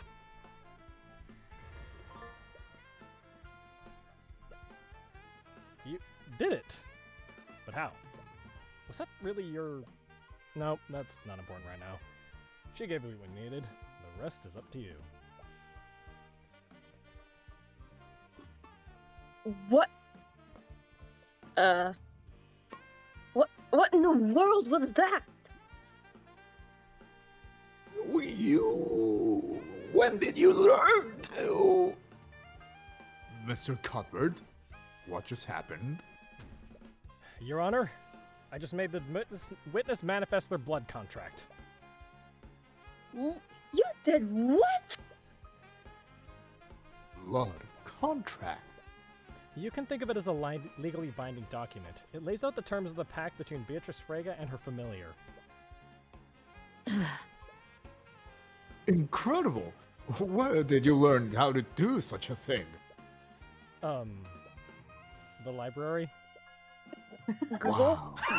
To Google? think our kingdom had access to such knowledge. Yeah, I'm not buying it. How did you really find out how to do that? Chat GPT? It's a long story. No. You're an Mr. Cuthbert, you are a little quiet. Can you raise your volume? Anyways, the defense's argument is such. Maranath was acting alone and the defendant was not to blame for his actions that night. However, take a look at page 7 of this blood contract. It specifies that Maranath is prohibited from killing any and all humans. There's only one scenario where he can do so, and that's when Beatrice Frega designates someone to be exempt from this rule. You... Beatrice Frega, you didn't directly order Maranath to kill your father, but you implied it by telling Maranath that he could kill him. Not only that, you did so within the 24 hours of the Lord's Ball. Your intent was clear. You brought Maranath into Frega Manor with full knowledge that he could and would kill William Frega. And that is checkmate. Oh, wow, you How actually figured it out. Unbelievable. And just when I thought the surprises were over. But in the end, we arrived at the truth. I suppose I can't disagree with that. What do you have to say for yourself, Lady Frega? Do not call me that. It's almost funny that you hate your name that much. Your entire plan depended on your claim to the Frega estate. Do you have any idea what you've just cost me? Everything. Everything has been ruined because of you! Why should I care? You're just another noble, trying to steal power for yourself. Don't you dare lump me together with those tyrants! We wouldn't have just liberated House Frega. We would have liberated everyone! Miriam, Lee, Aria, even Aster. Our system is broken. The only way that we can fix it is by burning it down from the inside. As long as King Olivier sits on the throne, this suffering will only continue. Lady Frega! As the prosecutor, I should warn you. You don't want to add treason to your list of crimes. Even though you would like to see the king ousted as much as she does. It doesn't matter. I'm done either way. Heavensborn, look at page 46 of the blood contract. By accepting this pact, Beatrice Frega forever binds her souls to the abyssal hells. If Beatrice Frega fails to pay her debt by claiming House Frega and all of its assets, her soul, her mind, and her life will be claimed by the Empress of Discord. The contract goes on to name several parts of House Frega's holdings. There's very little room for ambiguity. Aria was almost right. She just jumped to the wrong conclusion. My debts were never to the Eyetaker. They were to someone else. Yeah. Why would you agree to something like this?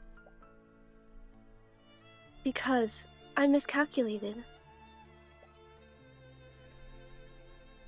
In this folder are records of your many plots against House Steelwind and the Crown. It would be a shame if this information fell into their hands.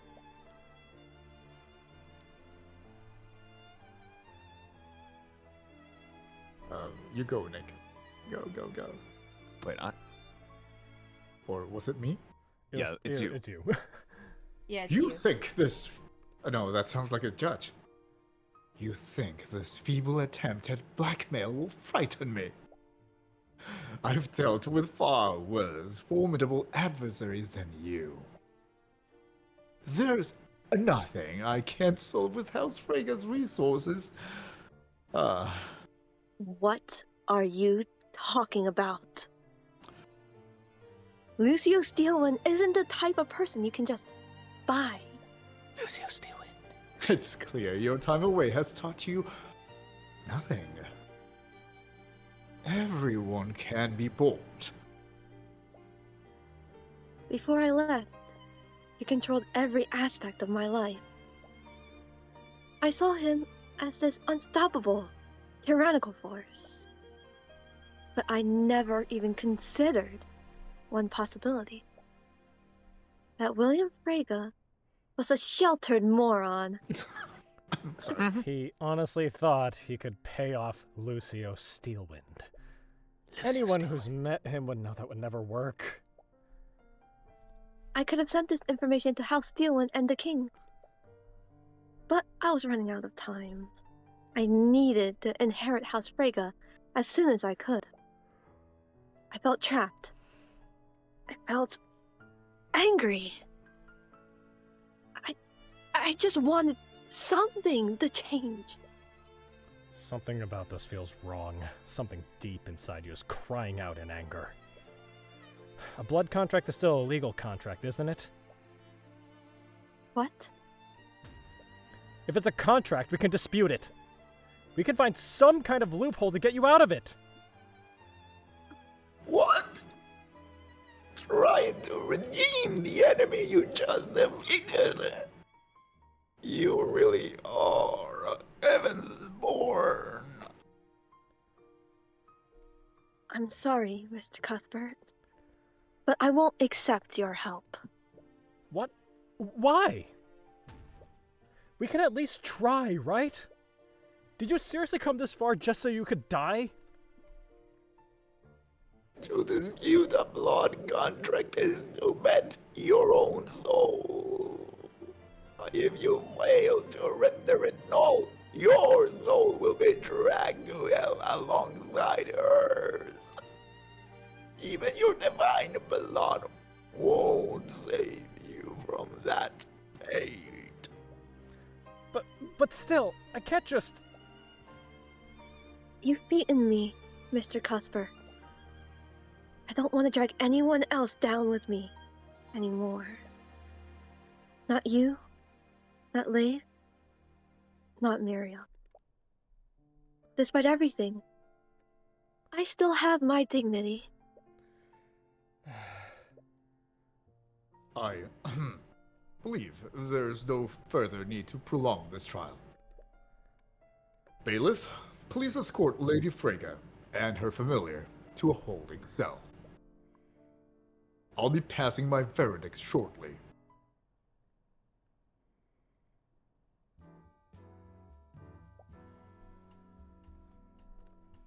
Hey, are you okay? Yeah, as okay as I can be. You still feel uneasy about how things turned out. It doesn't feel like quite the victory you were hoping for. You fought against the demons, and you can't help but feel like you lost. Cuthbert, we need to talk. No shit.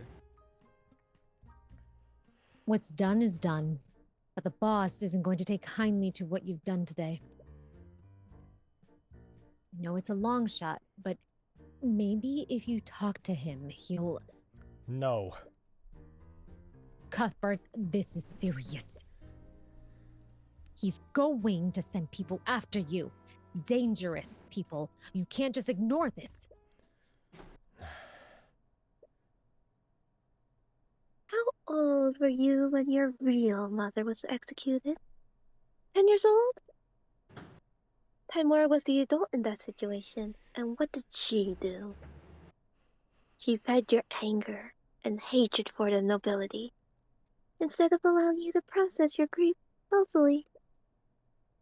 Timora took you away from your only friends and isolated you from society. As a result, you never formed any other relationships. She isolated you because she wanted to use you.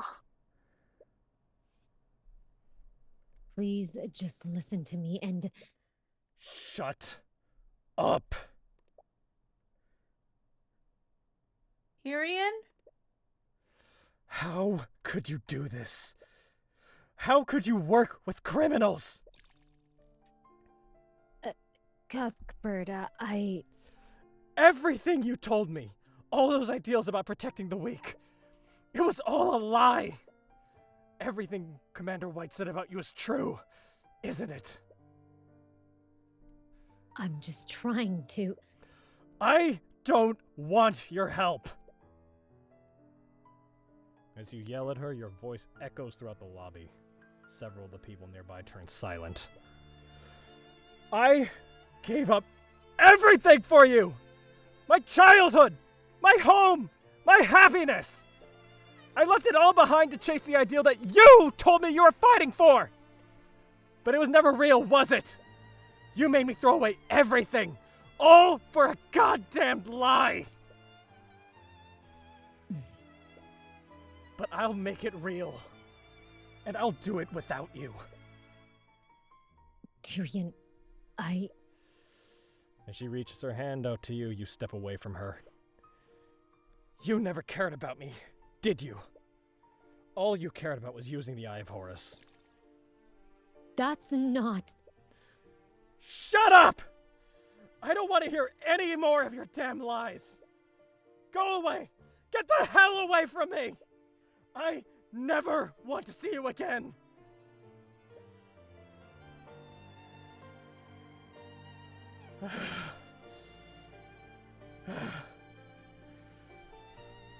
Without a word, she walks away from you. Tyrion.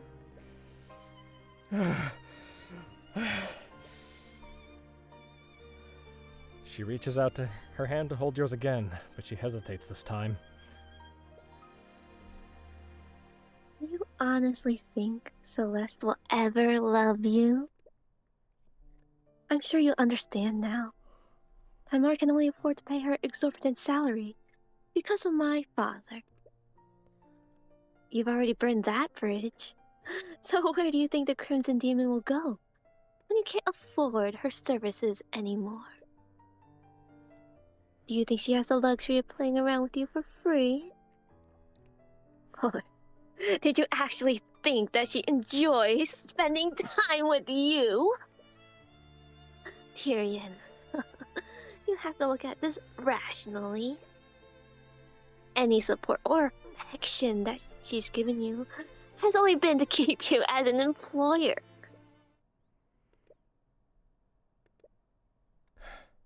No. What?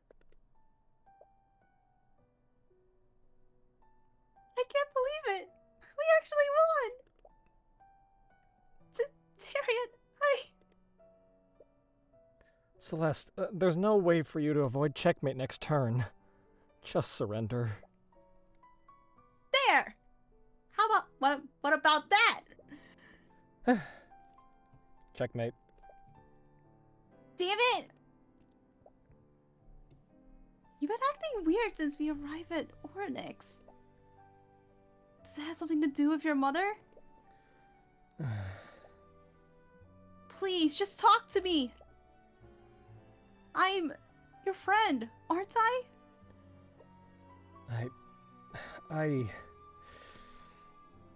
Your hands are trembling. Why are you so scared right now?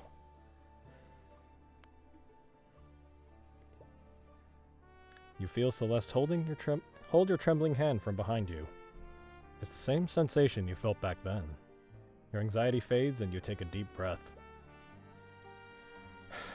I'm not going to do that, Miss Timora. As she hesitates to hold your hand, you reach out and grasp it. She smiles as you take hold of it. She seems glad you didn't pull away this time. Without thinking, you pull her into a hug.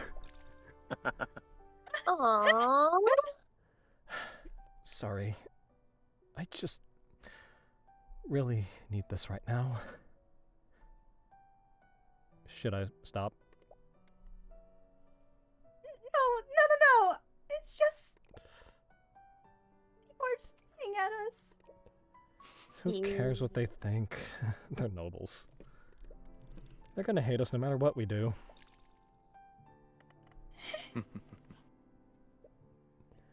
You're still unsure of what you're gonna do next, but perhaps you don't need to, even if Timora's ideal was a lie. Hey, Celeste, there's something I've been wanting to tell you about. What is it? It's hard to explain, really. I don't even know where to begin. But it's about an ability I have. I call it the Eye of Horus. Even if that ideal was a lie, you have the power to make it real. And even if you can't trust Timora anymore, you have people in your life that you can trust. Oh, dear Lord, I forgot how long that was. that was heavy. Oh my gosh. That was long, yeah. Oh, wait. What a fine mess this is. That kid was has completely and utterly ruined everything. Get effed. As much as Timora hates it, we're gonna need to put him in the ground. I don't think that will be necessary. Sorry, love. I know you're fond of him, but I can't let an insult like this go unanswered. He's gonna have to pay the price. I think you've misunderstood me, Father. I meant that this facade is no longer necessary.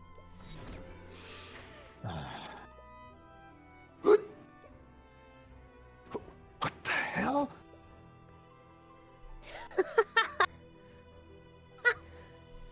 Is something wrong, Father? Who the hell are you? You look nothing like my daughter, so... What? It happened centuries ago, I believe. Your great ancestor hated the monarchy and needed a weapon to fight the mages of the noble house.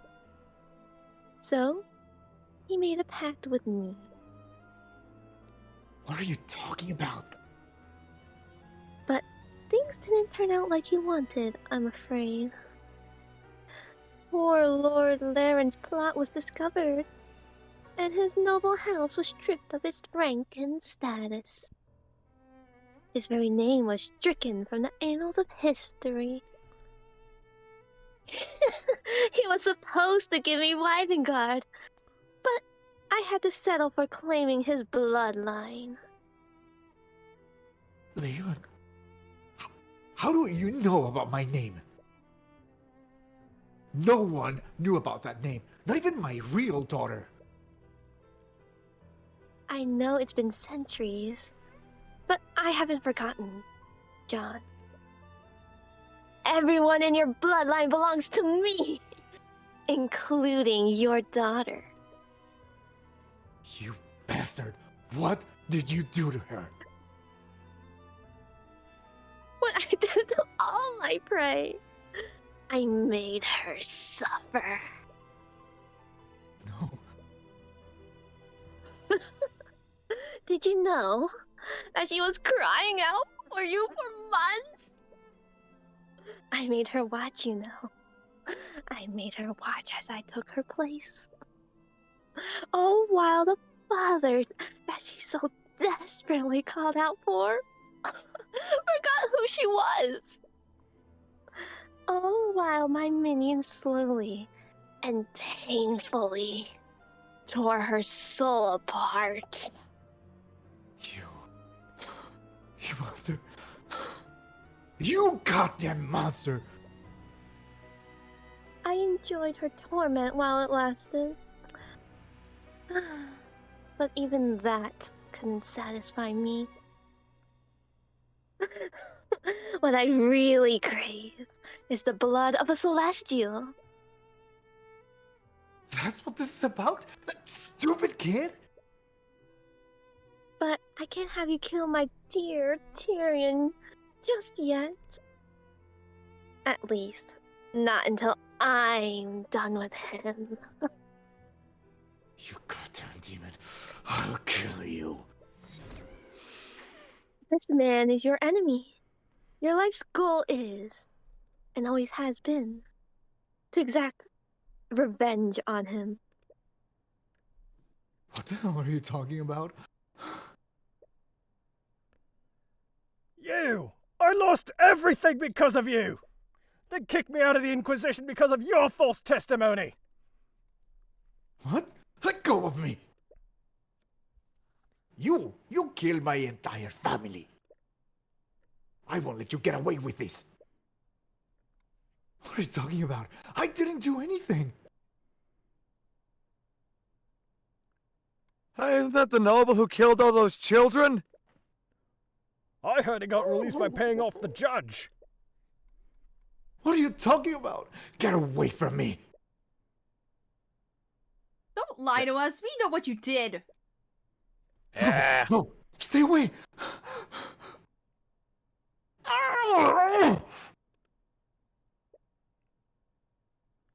We finally entered the final act, my dearest Tyrion. And from what I've seen, I know exactly how I'm gonna break you.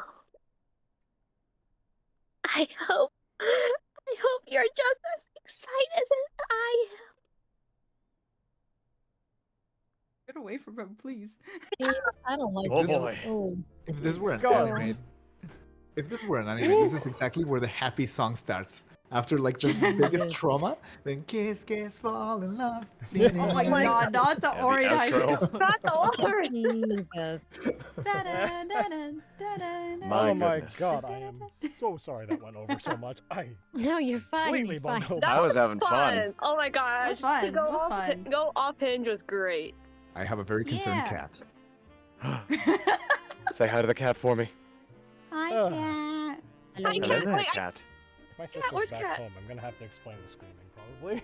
Oh my god. It's like you know Orym high school. Let's go for a cute K-drama song. K-pop Demon Hunters. Oh boy.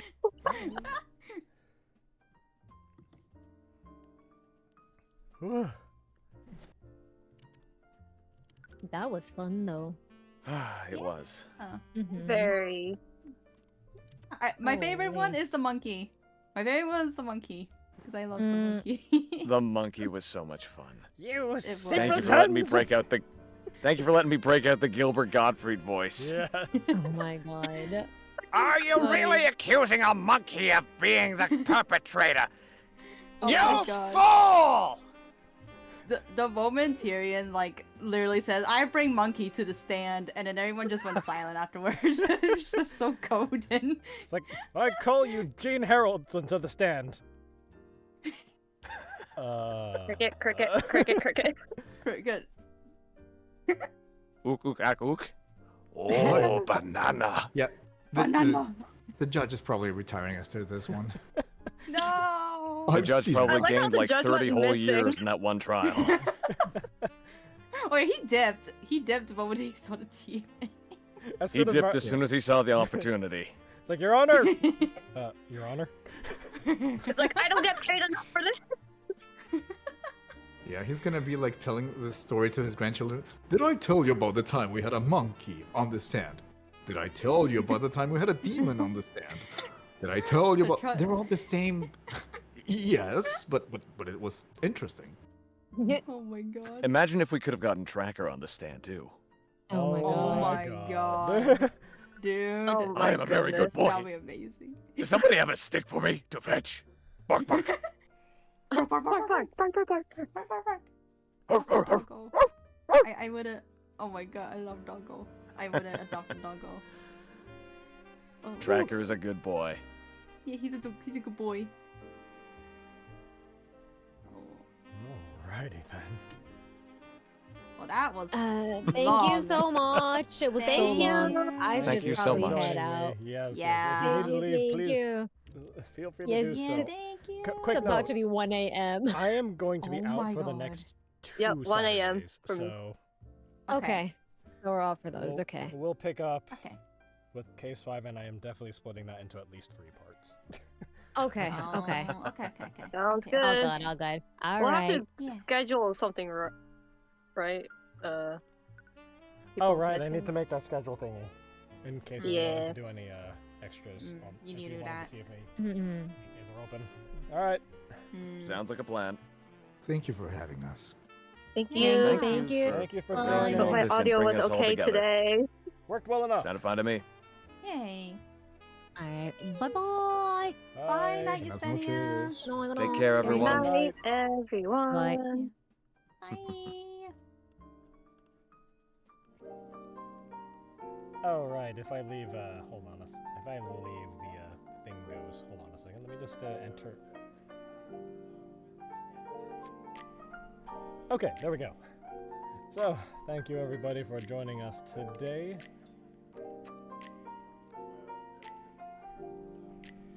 It is honestly amazing to be able to do this with everybody, and I am always so glad to see what everybody brings to the table on these.